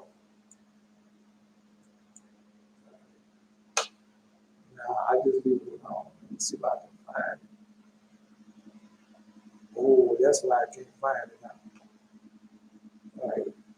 I've been following too. Yeah. Taking too much time. Huh? Well, be patient. The legend of, all right, Joseph, the first of the favorite son. Jacob was not exempt from the lot that falls to the share of Jacob was not exempt from the lot that falls to the share of all the pious. To all the pious. Whenever they expect to enjoy life in tranquility, Satan hinders them. Right? It's like when we come to do the lesson and everything, we think, well, we're going to have a peaceful lesson today. Nobody's going to bother us. The next thing you know, Satan pop up and wants somebody and write down something that don't have nothing to do with God at all, but have everything to do with him. Right? Say Jacob was not exempt from the lot that fall to share of all the pious. So all of us suspect this. That's what's going on with Jared in his life. That was going on with Donald. That's going on with Dollar. Well, the rest of them that is going on with, they have more of a grip on it because they know no matter what, to live a pious and holy life and not to fall prey for these things. No, man, when you laying down in bed and you be dripping, or you have erection. Yeah, one of those all erection. You're dripping so much for the women. Right. And then they have this man and this woman there at your disposal. You could be married to them and everything. Lord, show you that what they're doing is evil and wicked, and to leave them alone. But you might can't leave them alone because you worry about your body. You worry about your body, right? And what you can do. And 9 times you make that hard decision to leave them alone. But you don't want to make the hard decision because the Lord, well, I'm holding and living a pious whole life. I'm not going to be able to go out there and do like everybody else and get to somebody. Well, hold on to him and hope that they repent. Then you go read the Shepherd of Harvest. And they tell you if you don't have no will spent. But I didn't know all of what he was going through. So I thought he was doing right by not leaving jail. They come to find out when I read the Shepherd of Harvest, should have left a long time ago. Because I should have done the same thing when I was into that situation. No, because whatever you do, you become a part of it. If she's an idol worshiper, now you're an idol worshiper. If she's a whore, and you know she's a whore, you don't even, now you're a part of that. It's like we're in the land of heathen and enemies. And what the Torah says, don't follow them, do not be accomplices of them, we should learn their ways. And so they got a lot of people agree. Well, we got too many people in the world, and you agree with it. So now you have become a mass murderer. That's what you have become. You have become a mass murderer. That's what you have become because you agree with them. That's why I said, oh no, I don't know. I'm a big time, I'm an entrepreneur. I see last year. Yeah, I made 109.9 billion last year. Right, the Lord said, be not confident of a robber, leads you learn their ways. So be not confident of a thief, leads you learn their ways. And we're in the land of the heathen, the enemies, we have learned their ways. Be not a confidence of an adulteress or a fornicator or a homo, leads you learn their ways. Be not a kind of according with falsehood. We have learned their ways. That's what they have done. Yeah. That's what they have done. Yeah. That's what they have done. Anyway, I'm just telling you how it's written. Because they don't teach us, they don't let us study the Torah. Because the Torah, everything you do have a consequence with it. And God tell you not be a confident of this, and if you do, you become a part of it. Not only that, this what happens in the world when you become a part of that. So you're not studying the Torah. And so when you go read the Shepherd of Harvest, and they tell you don't agree with nothing they're doing, at least you become a fornicator just like they become. You become a homo like they become. Because you're agreeing with what they're doing. And you become just like them. Let's tell you. All right. So whenever they expect to enjoy life in tranquility, Satan hinders them. He appears before God and says, is it not enough that the future world is set apart for the pious? There's a lot in there. Because just like we just finished reading, a dollar posted there. She posted Lazarus and how the rich live. Because this is all they get. They don't get what we get. They don't get the future world. This is all they get. They do not get the future world. All right. Just telling you. Yeah. Anyway, they don't get none of the future world. When you see these pastors and preachers, they're telling you about their jet planes, their private planes, they get to go here and do what they do not get paradise. They do not get the future world. Now listen to me. They do not get it. This is all they get. All right. It's not enough that the future world is set apart for the pious. What way? Well, go read the Shepherd of Harvest. You think the pastors, preachers, and those teachers and everything get the future world? Go read the Shepherd of Harvest. Go read the vision of Paul and find out, do they get it? Go read the second revelation of John. Find out, do they get it? Go read the book of Enoch. Find out, do they get it? Just let you know they do not get it. All right. What right have they to enjoy this world besides? So we don't get to enjoy this world. No, but what about, the thing about what Satan is saying, well, what God has taught us, that's in the Acts of John. God has taught us how to rejoice in our suffering. That's we have learned how to rejoice in our suffering. That made Satan even mad because God gave him what he wanted. He said, well, right. And see, what right they have to enjoy this world besides. And so God, that's in the second Acts. That's in the Acts of John. God has taught us how to enjoy suffering and rejoice in suffering. So you don't enjoy waking up early in the morning any type of way and getting there to burn your frankincense, and pray and say your prayers. You don't get to enjoy that. You don't get to enjoy sitting down here, listening, thinking, and enjoying the covenant, and knowing after the covenant over, God got a blessing on you for you. You don't get, the suffering, we rejoice in our suffering. All right, so you don't enjoy doing the 40-day prayer.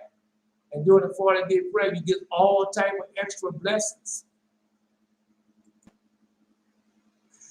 Come on. Now, I ain't seen no 40-day dream yet, but I know they coming. Yeah. The blessing which Isaac gave the oldest son was bound with no condition whatsoever, whether he deserved them or not. Esau was to enjoy the goods of this world. Right? Jacob's blessing, however, depend upon his pious deeds. Through them he would have the just claim upon the earth with posterity. Isaac thought Jacob is a righteous man, but not murmur against God. Though he should come to pass that suffering be afflicted upon him, in spite of his upright life. We're reading that now. With the reprobate Esau, he should do if he should do a good deed or pray to God and not be heard, he would say, as I pray to the idols for not. So it is vain to pray to God. For this reason did Isaac bestow an unconditional blessing upon Esau.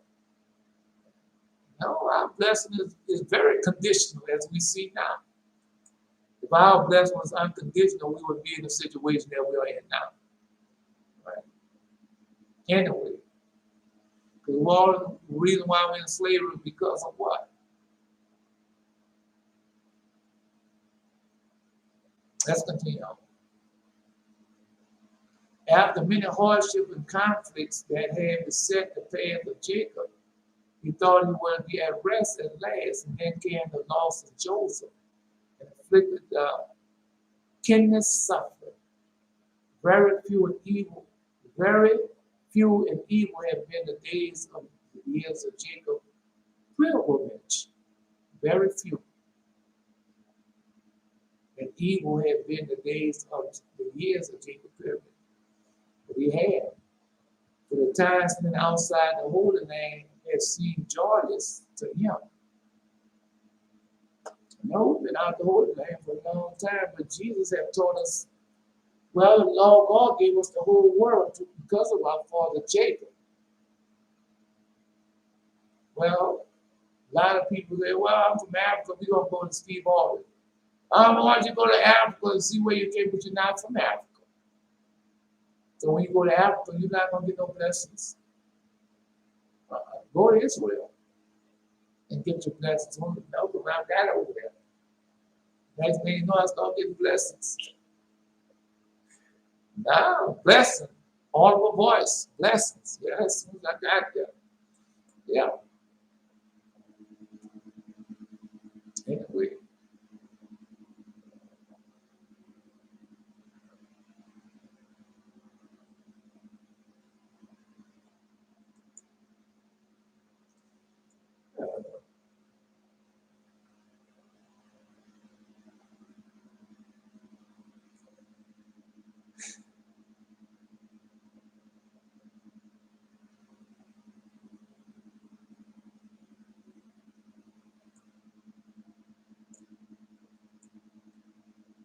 Let's go.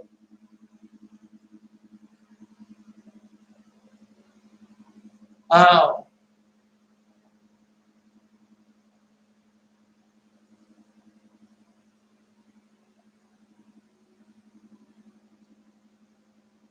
Honor the portion of his life passed in the land of his father, during which he was occupied with making proselytes, in accordance with the example set to him by Abraham and Isaac, that he considered it worthwhile having lived. And this happy time was short duration, because that he was doing, he was teaching others, just like our father Enoch, our father Adam, our father Enoch, our father Zach. They was teaching. Our father Jared, our father Jared, Enoch, Michaela, Adam, our father Methuselah, our father Noah, our father Shem, our father Abel, and it just kept on down there. Teaching how to be pious and holy, how to live a holy and righteous life. Because they like to think everything that came along came with Jesus, came along with Father Moses. But we can trace the life that we live all the way back to Father Adam before he sinned. That no, after he sinned. But they don't understand that because they're not us. They're not us. They're not the pious and holy and the righteous. And we have always lived this life. But when we accept the Torah, we just made it permanent. It was permanent when we accepted the Torah. Because remember what Father Jacob told when our father Jacob told Esau, that it would not have been possible for him to break by the birthright if the Torah had been revealed. Right? So we always live this. Well, go back to Father Adam and find out for his book of Adam and Eve, find out if we always lived this life. All right.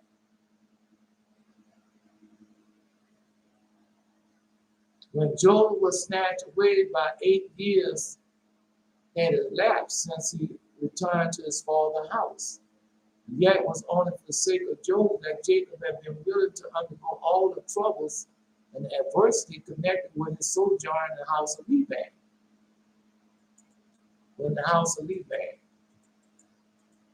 You know, because he told you who Laban is. You know who Laban is? Let me see if I can find Laban for you. No, because I didn't know. And I read it before, but I didn't know until the day who Laban. Because we always know about one name. Because they have made it that way in the Bible. Yeah. And you gone by that one name.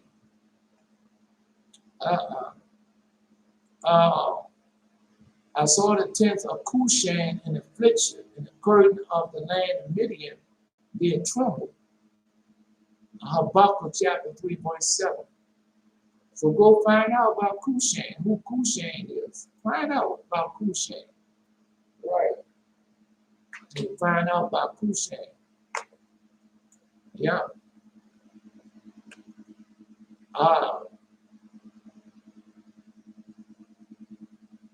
So he sojourned, where to undergo all troubles and adversity connected with his sojourn in the house of Laban. Indeed, Jacob, blessed and having his quiver full of the children, was due to the marriage of Joseph. And likewise, the dividing of the Red Sea and of Jordan for the Israelites was the reward for his son's piety. But the clerical death is going on now. Well, so God, we live a pious and holy life, and God not going to bless us for living a pious and holy life. What God are you serving? But we know how God operates. Now, if you don't know how God, well, go read the inscrutable ways of God. If you don't know how God operates, I would suggest you go read that. All right. Anyway, likewise, the dividing of the Red Sea and of Jordan of the Israelites was the reward of his son's piety. But among the sons of Jacob, Joseph was the one that resembled his father most closely in appearance. And also he had one whom Jacob transmitted instruction and knowledge he had received from his teacher, from his teachers, Shem and Eber. Because he taught Jacob. Shem and Eber taught Jacob. I think Noah might have been living during the time of Abraham.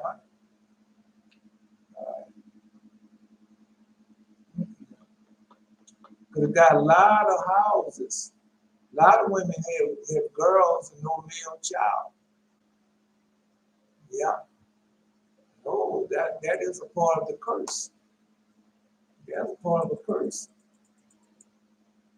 Let's go find out. The whole course of the son's life is but a repetition of his father's. As the mother of Jacob remained childless for a long time after her marriage. Also the mother of Joseph. Rebekah had undergone several sufferings in giving birth to Jacob. So Rachel is giving birth to Joseph. Now, no, I gotta stop right there. Let it come back.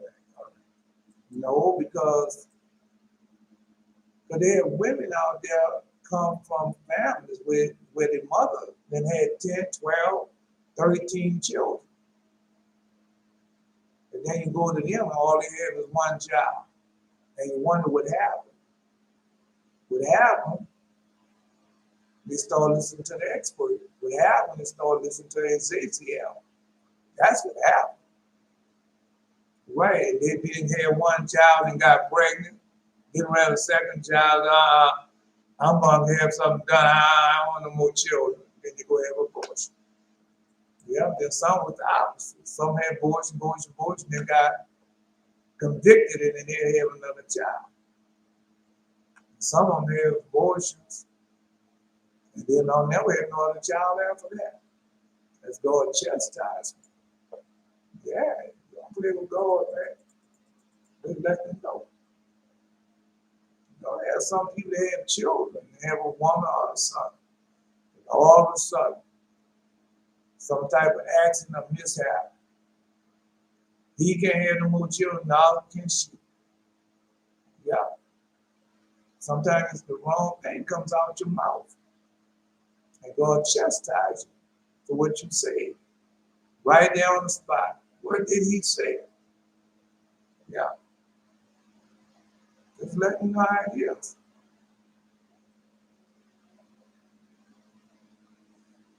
As Jacob's mother bore two sons, also Joseph's mother, like Joseph was born circumcised. So we all came in the world circumcised. Jacob came in the world circumcised. Joseph's mother, like Jacob, Joseph was born circumcised. As the father was a shepherd, so the son. As the father served for the sake of a woman, so the son served under a woman, Salika. And as the father served for the sake of a woman, the son served under a woman. Like the father, the son appropriated the oldest brother's birthright. Isaac got the birthright from Ishmael. The blessing went to Isaac. Remember, Esau wanted Ishmael to kill Isaac. The father was hated by his brother, and the son was hated by his brother.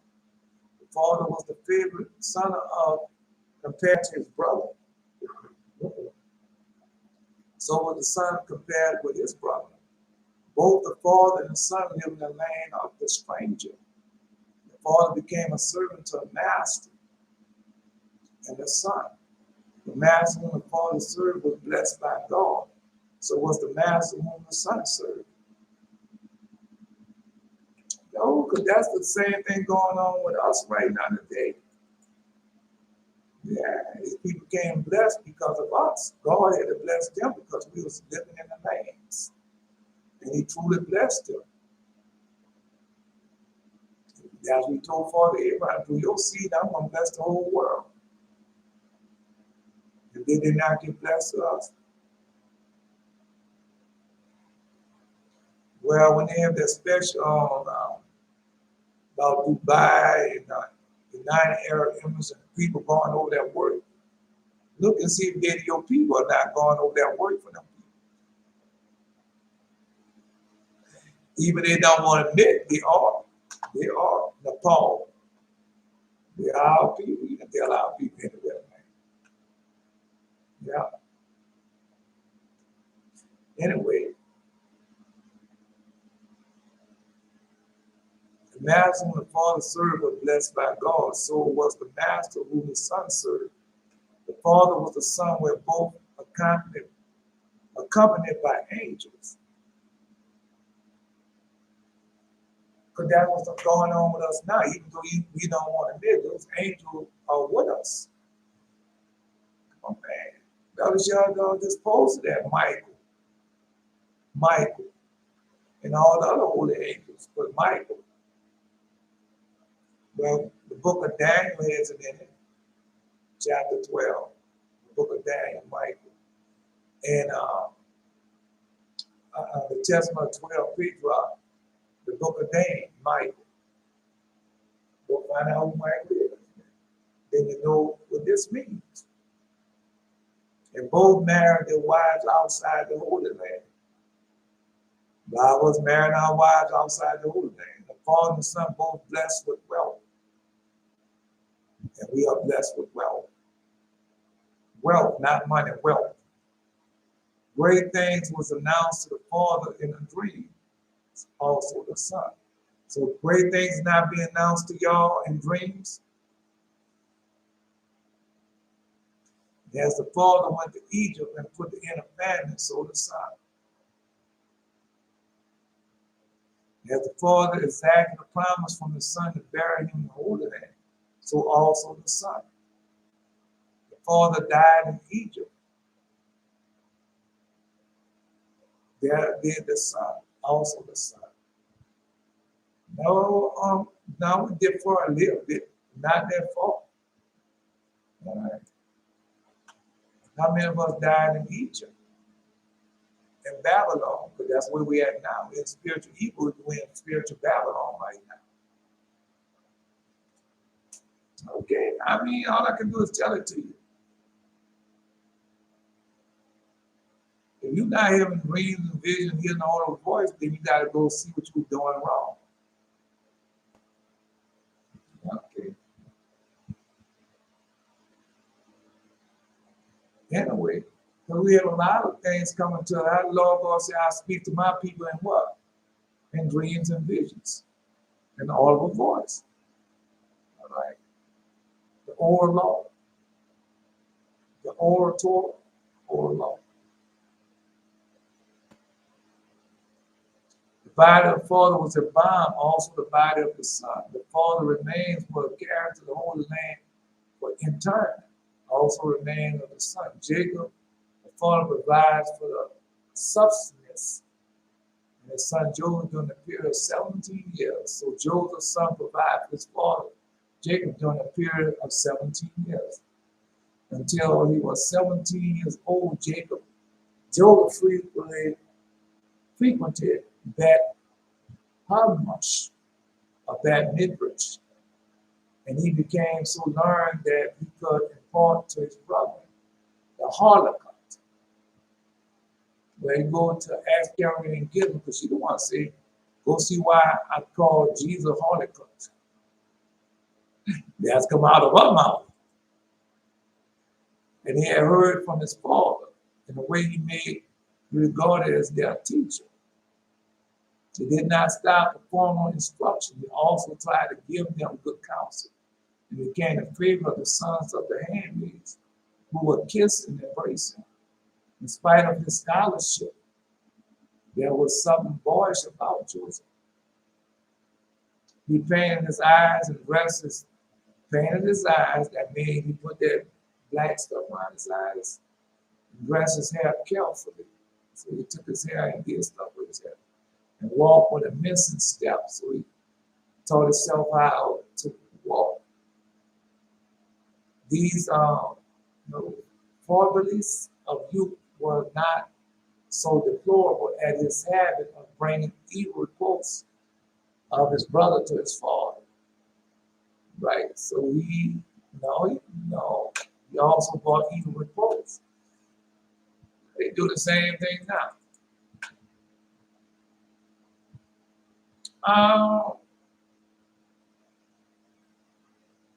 So nobody bring evil reports against y'all? I know they do. I know they do. Everything happened. Why we got this going on in the world where it gotta be the blacks. Everything I know the African Americans who did it. Yeah. He accused them of treating the beasts under their care with cruelty. And he said they ate their flesh torn from a living animal. And he charged them with casting their eyes upon the daughters of the Canaanites and giving a contemporaneous treatment to the sons of the handmaids, Bilhah and Zilpah, whom they called slaves. Now this Joseph, just keep on reading. Because remember, it's always measure for measure. For the groundless accusation, Joseph had to pay dearly. He was himself sold as a slave because he had charged his brother with having called the sons of the handmaid slaves. Powerful wife. Because all that's going on right now. All right. Powerful wife cast her eyes upon Joseph because he threw suspicion upon his brother that had cast their eyes upon the Canaanites women. Right? Measure for measure. I told you don't get away with nothing. No, at chastisement you don't get away with that. A whore is a whore. Learned a long time ago. Only God can change a man's heart. I repeat that, only God can change a man's heart. So you going out there and think, well, I'm going to change this horse's ways. I'm going to be good to her. I'm going to bring her flowers. Now, take her where she want and do everything she want. And then she might start loving me. Well, you're going to be greatly deceived. She's a whore. Only God can change her heart, just like a man. Oh, I'm going to change the baby. I'm going to put good on. I'm going to do this for him. I'm going to do that for him. It's not going to work. So only God can change a man. So that's all I can tell you. So don't waste your time. Pray to God and let it go. Other than that, you're going to be very disappointed. All right. And how little it was true. Go get that, Jared. Jared, if you're still there, go get that. That's in Ecclesiasticus, a rusted nail. Yeah, go get rust in the book of Ecclesiasticus. Post. Yeah, post rust in the book of. Get it posted, Jared. Before we leave, rust. Yeah. Powerful wife cast a bomb because she threw a suspicion on his brother. They had cast their eyes on the Canaanite woman. How little was it true that they were guilty of cruelty to animals? So they were even guilty of cruelty to animals. Appears from the fact that they fact that at the very time when they was contemplating their crime against Joseph, they yet observed all the rules of the prescription of the ritual and slaughtering the kid of goats with the blood of which they besmeared his coat of many colors. Right, so they still, because they got a certain way, you got to kill the animals. And they did that. No. Well, let's continue on there. Joseph tale-bearing against his brother made them to hate him. So they hated him because there was kids also. There was children also, man. You're not talking about people up in years with knowledge, wisdom, understanding that you come with years of experience. We talk about children. Well, even right now today, got people that tell lies on me right now today. Right. So what you think I do? Yeah, what do you think I do? I just let it go and let God deal with it, because He will. He will in His time. But until then, just going on, suffer through. Yeah. Because you got people just like Rejoice the Lie, anyhow, and it did stuff happen to him when he was a kid, and it's still saying the same thing right now today. And then you go to him and say, well, what year did that happen? When did that take place? Well, you see in 1969, you see in 1968, and you be like, dang, that's way before I'm born. Right. But when you let them tell it like it happened yesterday. And someone wasn't even around when it happened.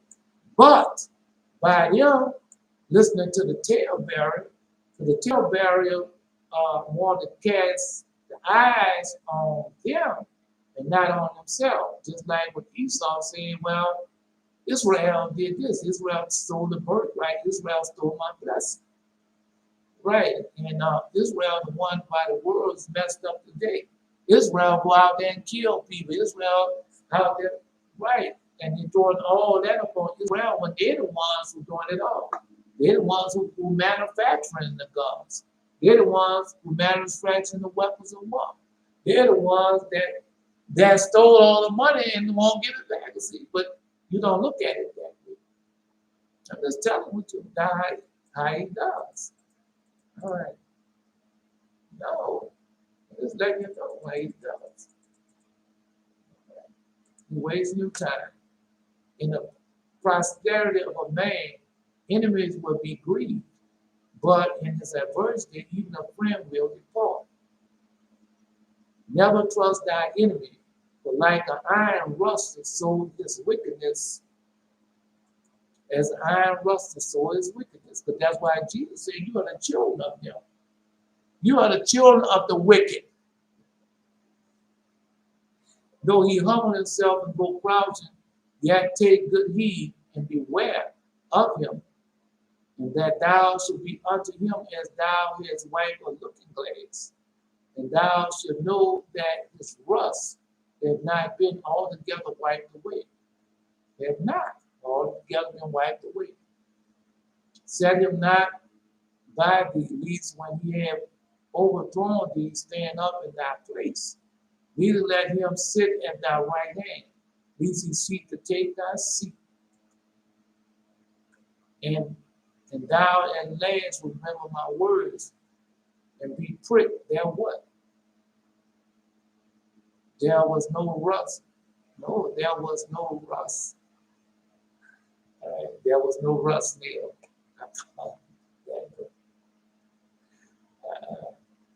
That's the rust I was telling you about. Yeah. Now you got the right one, rust. I'm just telling you. Wasting your time, man. Wasting your time. At least I'll be pricked. I just got pricked. On my foot, on the side of my foot, I got pricked. Yeah.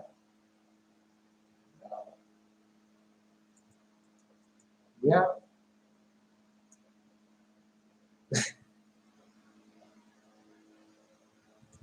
Yeah, so they can take everything. God said to be not accomplice of them.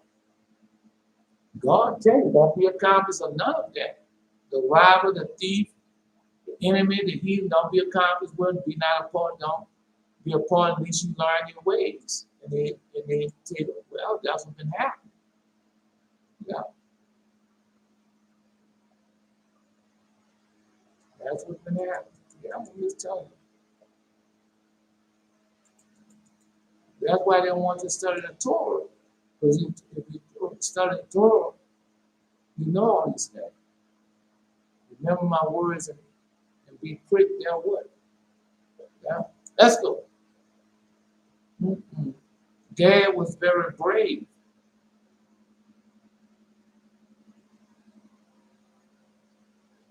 No, among all of them, Gad was particularly rightful for a good reason. Gad was a very brave man. And when the beasts of the prey attacked the herd, over which he kept guard at night, he was seized by one of his slaves and whirled it around until it was stunned.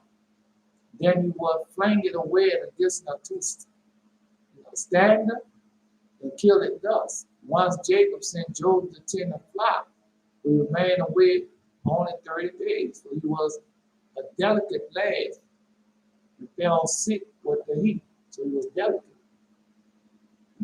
Well, he had the eyeliner on and hair and walking a certain way. Yeah, so you see, he was delicate. Yeah, just telling him what he said. All right. Joseph was born in Father Jacob's old age. And they tell you somebody born in a young age or somebody born old are two different people. Man, that's in the Apocrypha, second Esdras. Yeah. Anyway,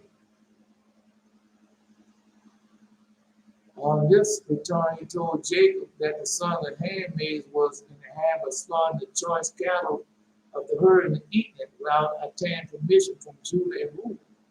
But his report was not accurate. When he had seen was Gad slaughtering one lamb, which had snatched from the very jaws of a bear, and killed it because he could not be kept alive after its fright. Joseph's account sounded as though the sons of the handmaids was habitually inconsiderate and careless and wasting it for the sustenance. And that's the same thing when you hear something like George Goliath say, right? No, without you listening to lies. And when you hear them tell you something, well, we just shot him down. No, look, he'd been arrested before. And when he was arrested? 10 years ago. Oh, but you shot him down today? Oh, man. Oh, yeah, look at his rap sheet. That's what they do, don't they? All right. Joseph account sound as though the son of the handmaid was habitually inconsiderate. And that's what they do.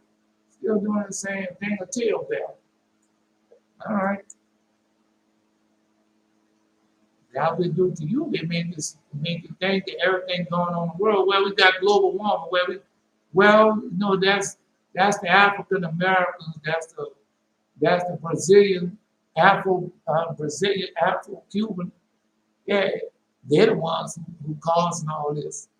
Not the 1%ers. Not those who manufacturing the guns. Not those who have stole the money from them. Not those who constantly overcharge them. Not those who constantly tell them where they can live with, and not those who are.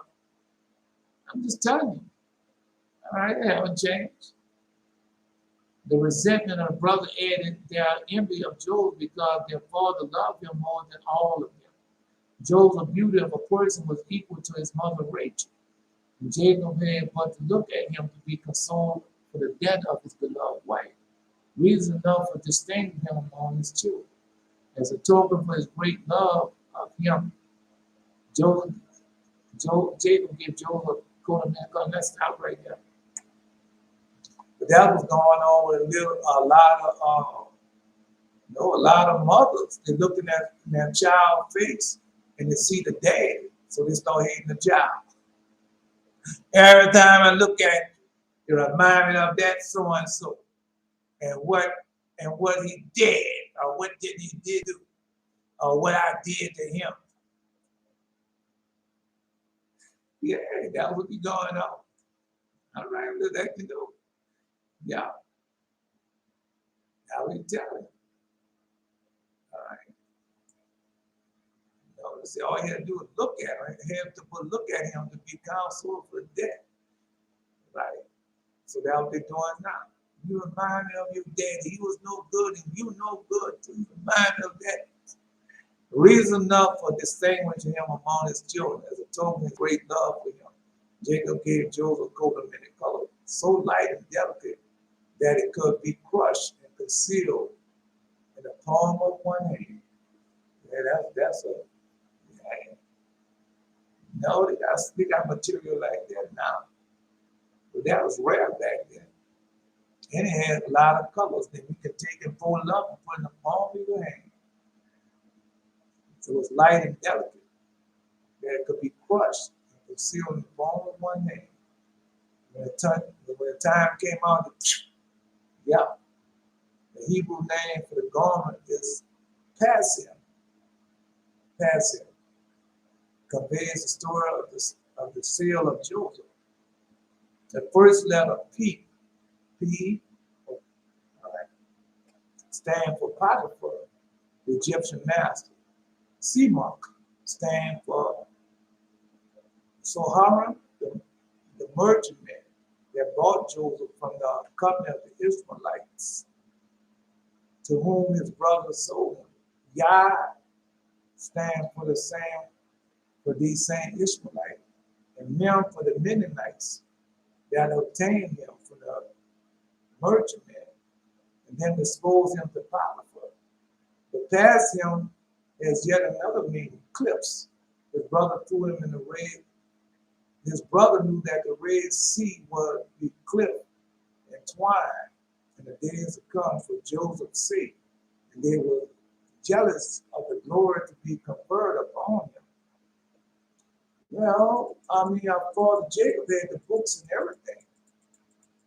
And they remember Father Adam, the book that Father Adam had not only had the event, it had also the name of the person who would do it and the time when he would do it. So they had all that.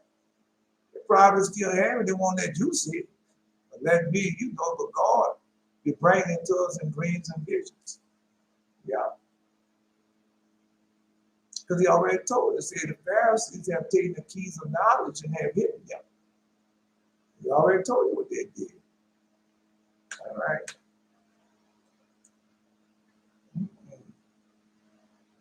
Although they was filled with hatred for him, he must be saved, and they feared that they would not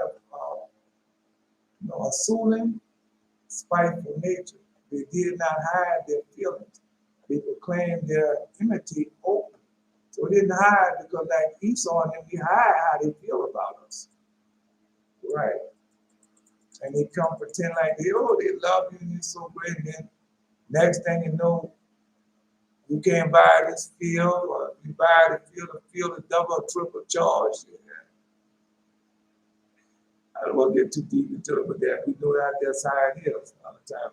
So once Joseph dreamed a dream that he could not refrain from telling it to his brother. Well, I don't tell y'all about the dreams. I don't tell y'all. He spoke and said, Here I pray you, this dream which I had for you. Go you gather fruit, and so did I. Your fruit ripened, the mind remained sound. Your seed will set up dumb images of idols, but they will vanish at the appearance of my descendants. The Messiah of Joseph. You will keep the truth as to my faith from the knowledge of my father. But I will stand fast as a reward for the self-denial of my mother. And you will prostrate yourself 5 times before me Had it down. I like to tell y'all. All right. The brother refused at first to listen to the dream. But when Job urged them again and again, they gave heed to him. They said, "Should thou indeed reign over us? Or should thou indeed have dominion over us?" God put an interpretation to their mouth that was be verified in posterity. Jeroboam and Jehu, the two kings, Joshua and Gideon, the two judges have been among his descendants, corresponding to the double and emphatic expression used by his brother in interpreting the dream. Because when I tell you a dream name now, we know they have other interpretations to those dreams. When Noah and Joseph interpreted Pharaoh's dream, the other man's interpreted Pharaoh's dream, those that was interpreted came to pass later on. Go read it, it's right there. Yeah. All right.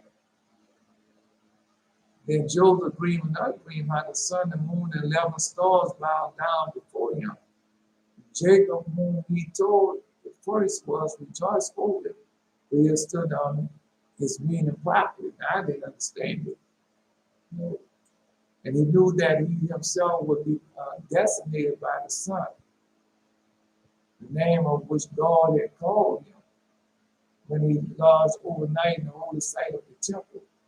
They had heard God say to the angel at that time, "The sun has come." The moon stood for Joseph's mother, the stars for his brother. I didn't have all that. I didn't have the sun and the moon. I just had the stars surrounding me, all the stars, the zodiacs. The stars surrounded me. And, like I told you, the herbs of the field surrounded me. I got a thing I ain't telling to you. Not telling you everything. No. Leave it go, let it go. All right. Jacob was convinced that the truth of the dream that was encouraged to believe that he would live to see the resurrection of the dead. For Rachel was dead, and her return earth was clearly indicated by the dream. He went astray there, but not Joseph's own mother referred to, but his foster mother, Bilhah, who had raised him. Jacob wrote the dream in a book and recorded all the circumstances, the day, the hour, and the place, where the Holy Spirit cautioned him. No, I used to work there. People look at one of my. This dream here is I don't know. You see, I don't know this. Well, this dream is the COVID. Yeah. But when I heard it, I didn't know what it meant. A lot of things I had dreamed, I didn't even know what they mean. Until some of them after they came to pass, then I knew. But as time goes on, you have other dreams, other people have dreams, and then you realize what your dream means by this and seeing other people's dreams. Looking at things, other people tell you what didn't happen to them. They say, "Oh, that was that dream." Because when I didn't know nothing about dreams. So I went back and I read Joseph's dream about when he had the dream about the baker and the cupbearer. But the cupbearer, he tastes whatever Pharaoh about to drink, he have to taste it to make sure it's not poison. And so, right, so I would have to go back to them when I had a certain dream. I went back and see if I could interpret it. And that went on for a good little while. Because I used to, like I say, I used to listen to people's dreams on YouTube. They say, "Well, this dream meant this happened, your dream this means it." And so I listened to all of that. It didn't have none of the meaning in it. None of it. No. None of it. None of the meaning was in it. It just was, I'm just telling you. Man, you can listen to them dreams and visions and people tell you this meant now. Because I didn't know what a bicycle meant. I didn't know what walking meant in the dream. Yeah, just like today. No, because when I had the dream about seeing the games, everybody was in there playing games in the radio station. Right? And then they had like somebody else told them how to play the games. But they didn't want to teach me. But I had already known because God had told me. No, then I left out on after that part, I don't remember.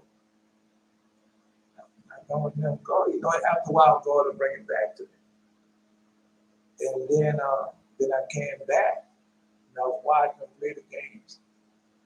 But I already knew. Yeah. I'm just telling you, you know, some dreams y'all have that I don't know, and some dreams y'all have, I know exactly what it means. I said, now it's too personal, I ain't saying it. Now I keep my mouth shut. Oh, no, just like now, man, just like now, y'all have dreams that I said, no, because y'all don't tell me that dream.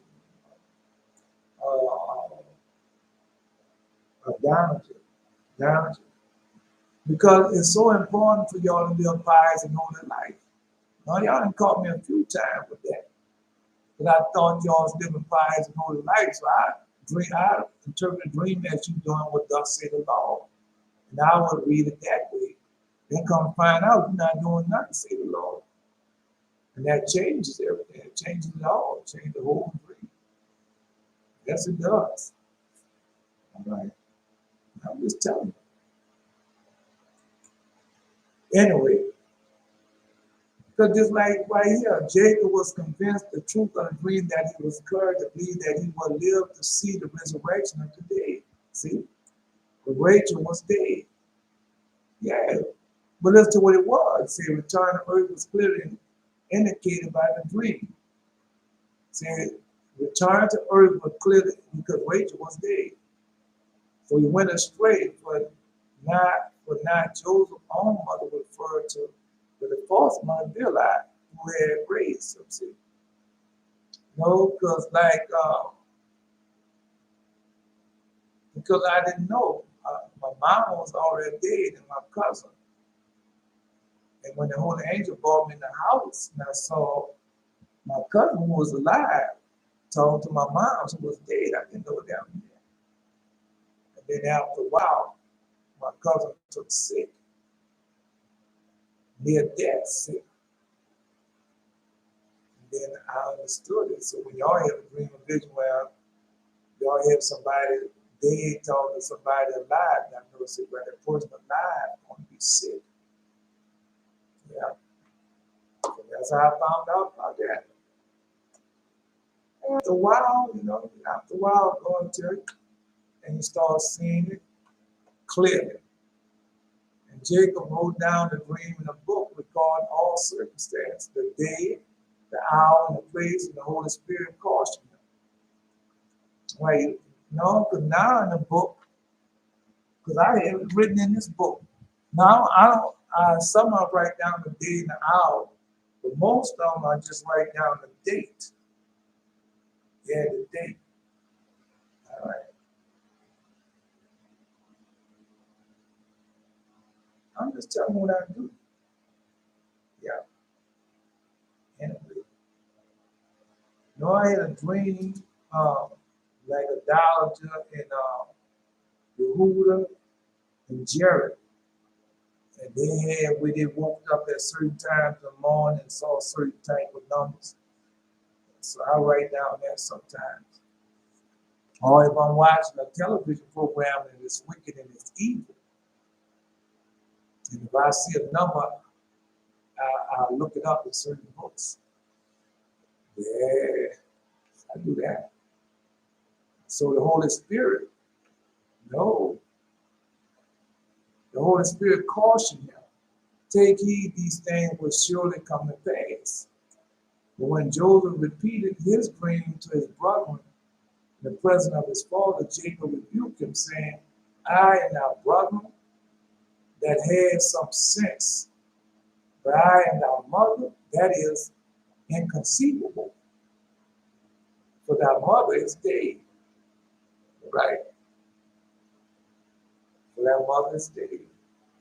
These words of Jacob called forth a reproof from God. He said, thus thy descendants will in time come to seek to the hind of Jeremiah in delivering his prophecies. So I read Jeremiah to y'all this morning. Y'all got that. Chapter 50. Chapter 50, Jeremiah. Chapter 50, Isaiah. Chapter 50, Psalms. Right. So then with Jeremiah, thus thy descendant when the time comes, seek to hind of Jeremiah and deliver his prophecies. So that's what we're doing now. We're seeking the prophecy of Jeremiah. What else in the prophecy of Jeremiah? It's on this page right here. Yeah, now we got a lot of Jeremiah on this page. That's what they do. They got Jeremiah chapter 8, 21, Jeremiah chapter 18, Jeremiah chapter 10. Yeah, got a lot of Jeremiah on there. Jeremiah chapter 7. Okay, I'm just saying. But they got the Christmas tree on there. They got the black daughters of my people, and they got what else there? The badges, the police badges, silver and gold, and how they killing innocent, how they killing the widows. Got on there. Yeah, the fatherless shit. No, it says single mother means widow. Fatherless means child that the dad is absent from the home. The gold and silver plate means a badge.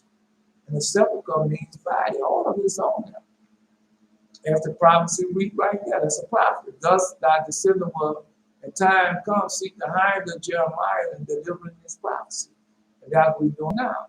We're delivering the prophet. That's who y'all are. Y'all prophets. And what the prophecy do, they deliver prophecy. And where the prophecy come from? Our Father. Turn the hearts of the children back for them. Because our Father never left us everything. We just finished reading that. Jeremiah chapter 50, what was going to happen. All right, let's go read it. Jacob may be excused, he has supposed in this way only in order to avert the envy and hate of his brethren from Joseph. But they envied and hated him because they knew that the interpretation put open the dream by Jacob would be realized. Would be realized. Well, tell you now. Tell y'all dream interpretation. Y'all tell dream interpretation, whether y'all know the meaning or not, you know they're going to come to pass. They're going to come to pass. They're going to know, oh, that was that dream. Yeah. Anyway, I had a dream about the water raging. Well, I thought it would be this year, but they had water. So how many destruction they had about water this year? Yeah, they had a lot. Just had one at what, Vermont or somewhere? No, I had a dream about the Ohio River. The two rivers, Ohio and some other river, Princeton. Yeah, I mean, that's being your dreams and visions. It's like Jared, when he had that dream and vision about the building collapsing and falling. And while he was having that dream and vision, it was happening right then and there. It's still happening in California. Yeah. All right. Let me see something. Because they got, no, wait. Man, I had so much about y'all. Some of y'all don't even know who y'all are. Some of y'all don't have no idea of the prophecies. And every day, come on, I tell you different prophets, a different prophecy. Yeah, now go look at the in the video on YouTube. Uh, man, I can't even think of the name of it now. Uh, we had Esau, Esau promise.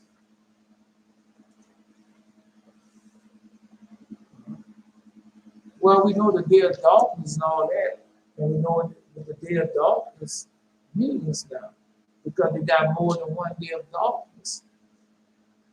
They got more than one day of darkness.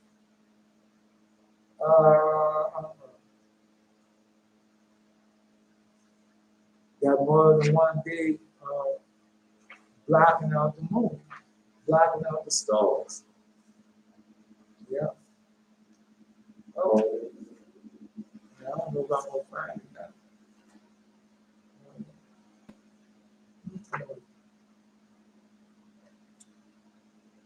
Because Esau, because of Esau, what Esau tried to do,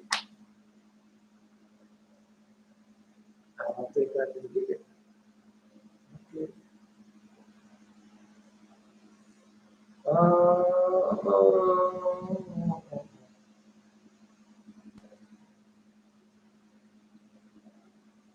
I think I'm finished for the day.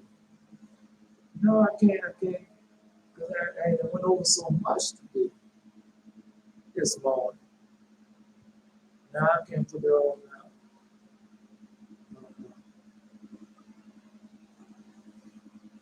No, I'm trying to think of it now.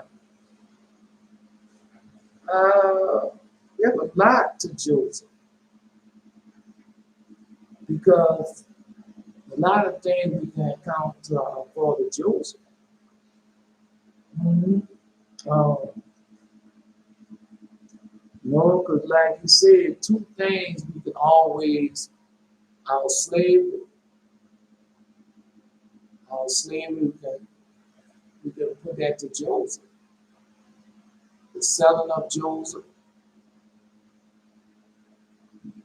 He said two things. The selling of Joseph is one thing.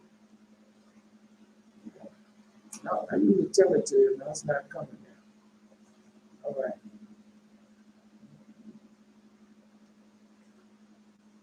Now, slavery, or the selling of Joseph and the worshiping, whoever said thank you. The selling of Joseph and the worshiping of the golden calf. Our slavery always goes to those things. The selling of Joseph and the worshiping of the golden calf. Idolatry. Yeah, idolatry. Well, because also when they sold Joseph, they bought shoes for their children. Yeah. Our father bought shoes for their children and sold Joseph. So we have a lot of that. Now I can't even remember what I started this morning. No, alternate. Because they're not telling you everything. They're not telling you everything. Alternate was one of the judges. So let's go there. No, alternate. I don't get it. I think it's wait a minute. Oh, alternate. Volume 4. Volume 4. Wait a minute. Alternate. Let's see if I can get it. Things, one thing. Alternate is a little short book, but we got enough time to do all together.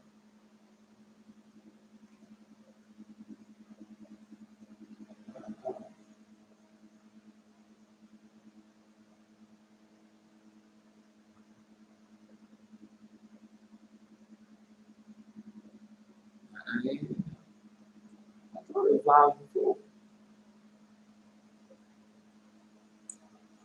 Oh, that's volume 1. Wait a minute. I'm in volume 1.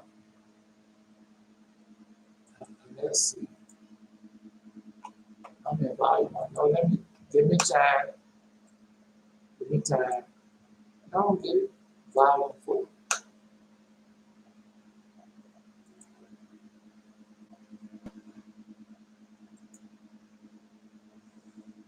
Volume 1.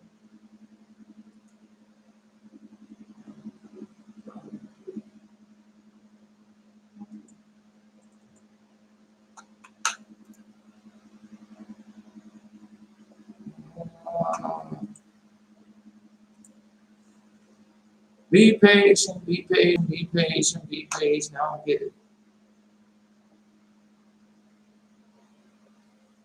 I guess a lot of stuff the Lord told me to stop until I do something. He told me to do. Yeah, you have to stop.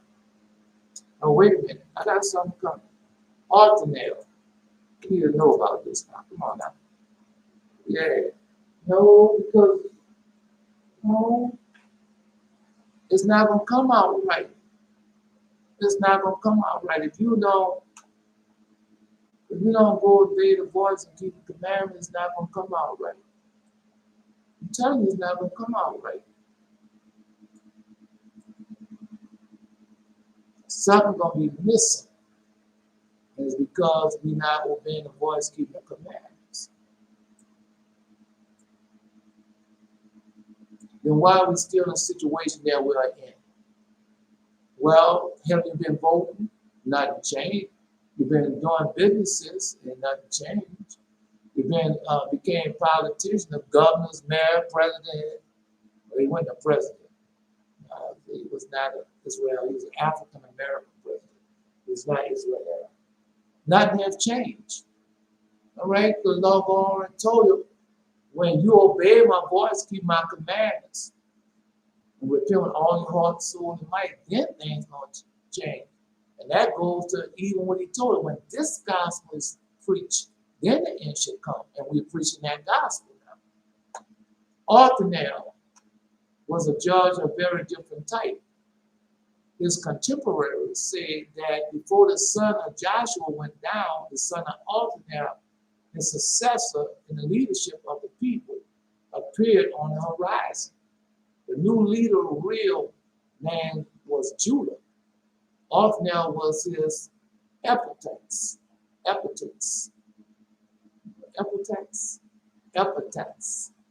And Jabez was another. Among the judges, Othniel represents the class of scholars. That's what we're doing now. God has given us intellectual wisdom. We're not running around with the things of this world. All right. Because that was the prayer we're praying now. The prayer of wisdom. His acumen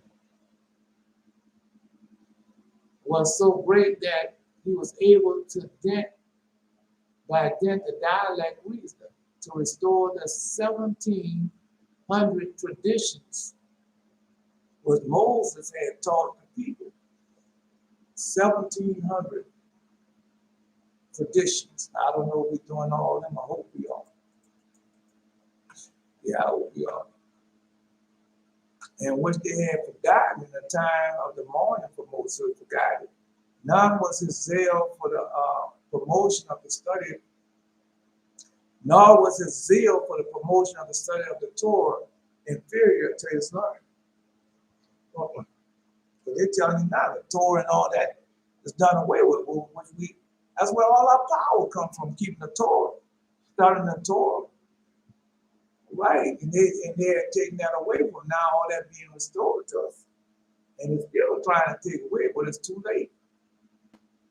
Yeah, the descendant of Jericho left Jericho, the district assigned to them, and joined to Arad, only that they might sit at the feet of Othniel. All right. But that's what we're doing now. We're going to sit at law of God for his teachings and everything. To obey his voice and keep his commandments as we're doing. Not falling for that foolishness that they've been telling us no more. Not doing it. His wife, the daughter of his half brother Caleb, was not so well pleased with him. She complained All right. No, she complained. She complained to her father that her husband's house was bare of all earthly goods. And his only possession was the knowledge of the Torah. So you come here, they're going to be the same. Mm-mm.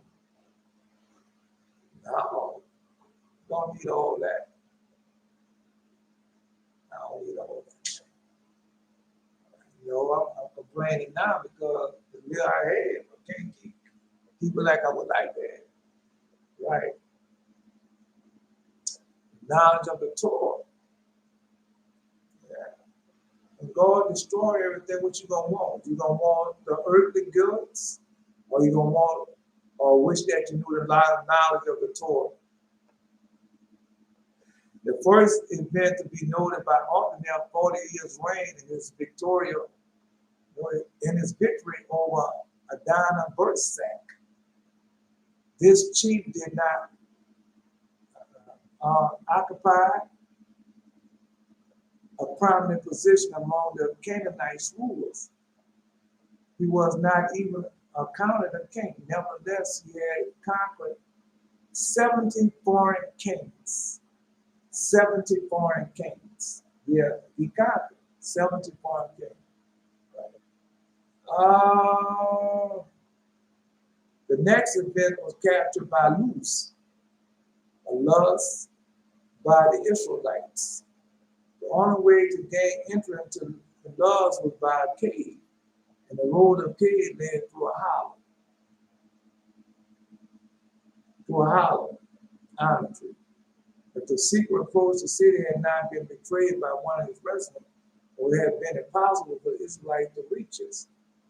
God rewarded the informer who put the Israelites in the way of capturing Luz. The city he had founded was left unmolested both by Sennacherib and Nebuchadnezzar. And not the event of the angel of death had power over its inhabitants. So they didn't see that.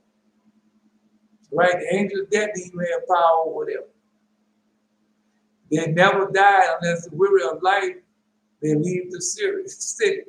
So they get tired of living and they leave the city. Right?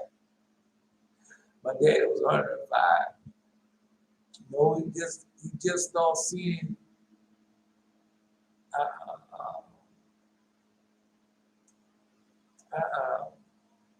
he just starts great grandchildren, his grandchildren. Right. No, he had grandchildren, but grandchildren on my side, born late. Now, I did everything according to the experts. So children I had born late. Yeah.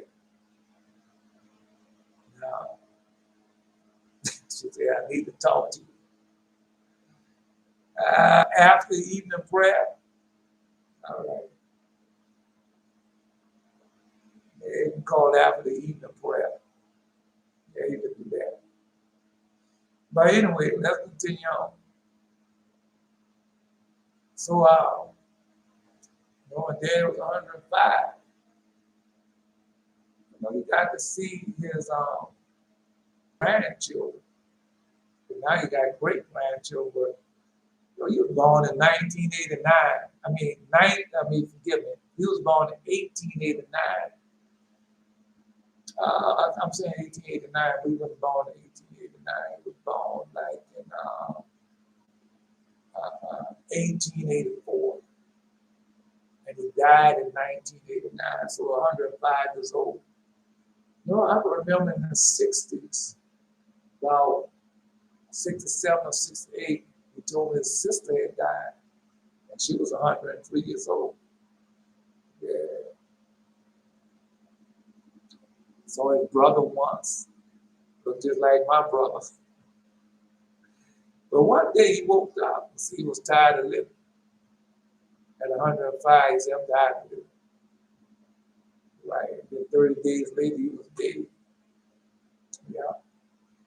So they never die unless they were of life. They live in the city. So you get really, you get tired of living. But all these people say that they want to live forever, man. You sure about that? Yeah. A lot of things can go wrong with that. Well, he could break a leg, his hip, live in pain and misery and suffering, and he can't die. Arm be taken off, both arms be taken off, and he can't die. Legs be gone, and he can't die. Right? You enjoy none of living. You becoming weary of the life that we had. So don't think living forever is going to be pleasure. It's not. A lot of people think, oh, I'm going to live forever. Because when in your youth, then you can be strong and healthy, but as you get older, it's like you say, you become weary with living. Yeah. I tell you.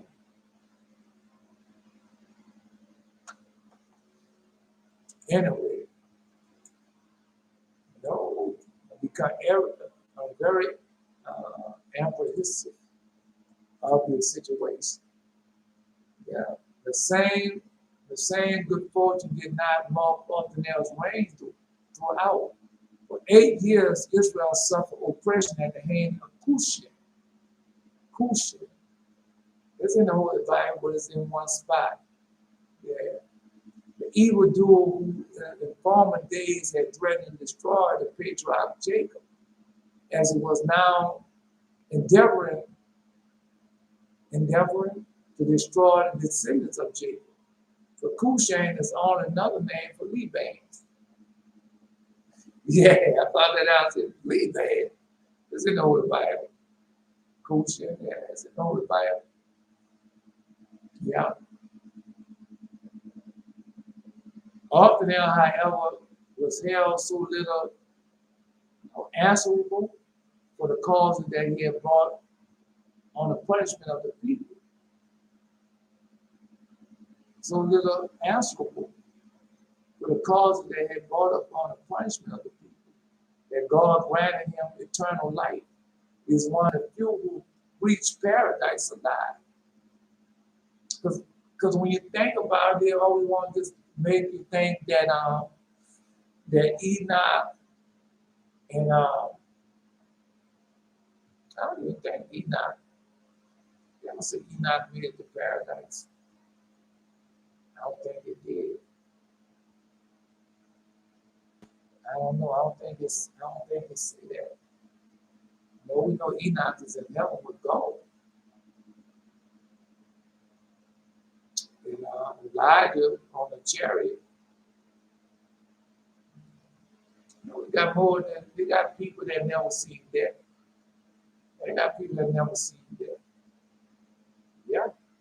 And he's one of the few who reached paradise alive. Often now.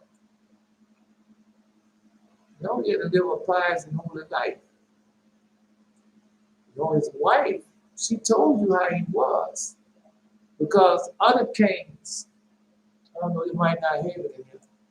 The other kings and people live what they clothes and garments and all that on, but he didn't live like that. He didn't. He lived in sackcloth. Yes, he did. He lived in sackcloth. He said he had no need of those things. Yeah.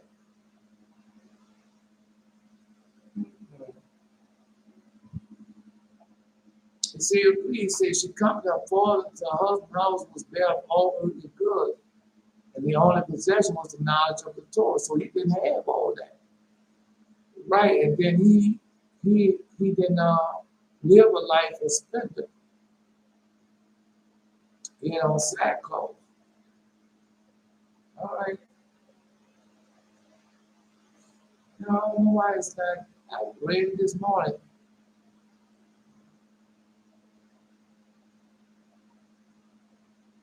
Okay, wait a minute. Oh, I read it this morning. Somebody didn't live. Oh, I know I read it.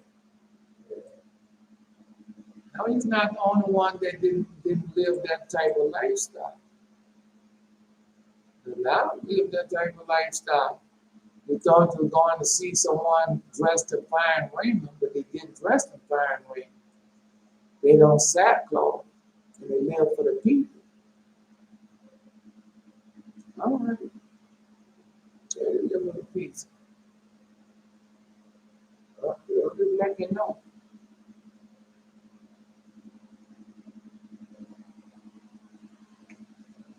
Come on, Belshazzar. No, man. You put it on there. Yeah. Put it on. No, because a lot of people think that's y'all looking at them people full of demons and devils and demonic spirits. So I was one of them. Listening to the experts, and they have nothing of God. They have everything of the world. So look at him. Oh, he smells good. Oh, we need to see him.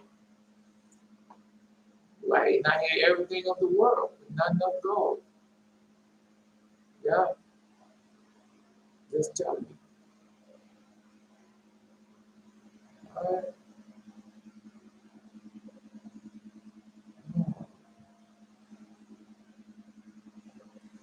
Now, see.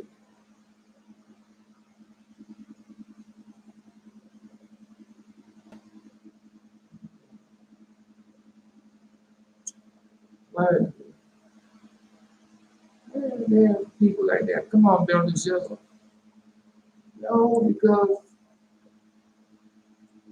we're being lied to, we've been greatly deceived.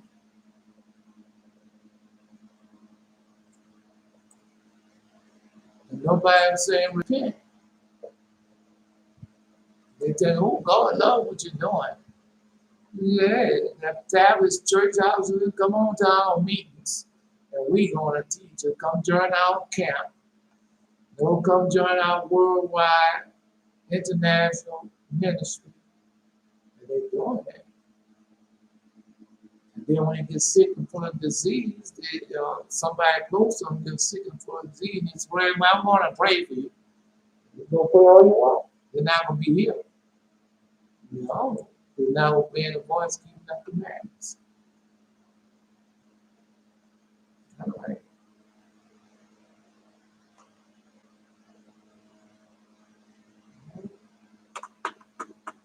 That's all right. We're doing what we need to do. Give Caesar what belongs to Caesar, give God what belongs to God. Give me what is mine, Jesus said. Return a bless thee and keep, return and make the face to shine upon thee and be gracious unto thee. Return and lift up the kindness on thee and give thee peace, O Israel, the Lord that God is my God. The Lord should love the Lord that God, with all that heart, with all that soul, with all that might. This is not by might nor by power, but by my spirit, said the Lord. Not by might nor by power, but by my spirit, said the Lord. I am Elijah. Until next time. No. You got to live it. This not nothing the way, oh, you know what, I'm gonna give a donation to him. And oh yeah, and God gonna bless it. It doesn't work like that. You gotta live this. If you want what we tell you that we have received and we still receive the Most High, you gotta live it. That's all I can tell you. But a lot of people saying, well, I ain't got it. This man no Christianity, Hindu, Buddhism, where you pay 5 and 6 times a day. And then you go out there and kill somebody. Or you bring in your tithes and offering. Then you go bow down on another woman. Or have another man to bow down on you. It's not going to happen. It's not that. Just let you know, this is not that.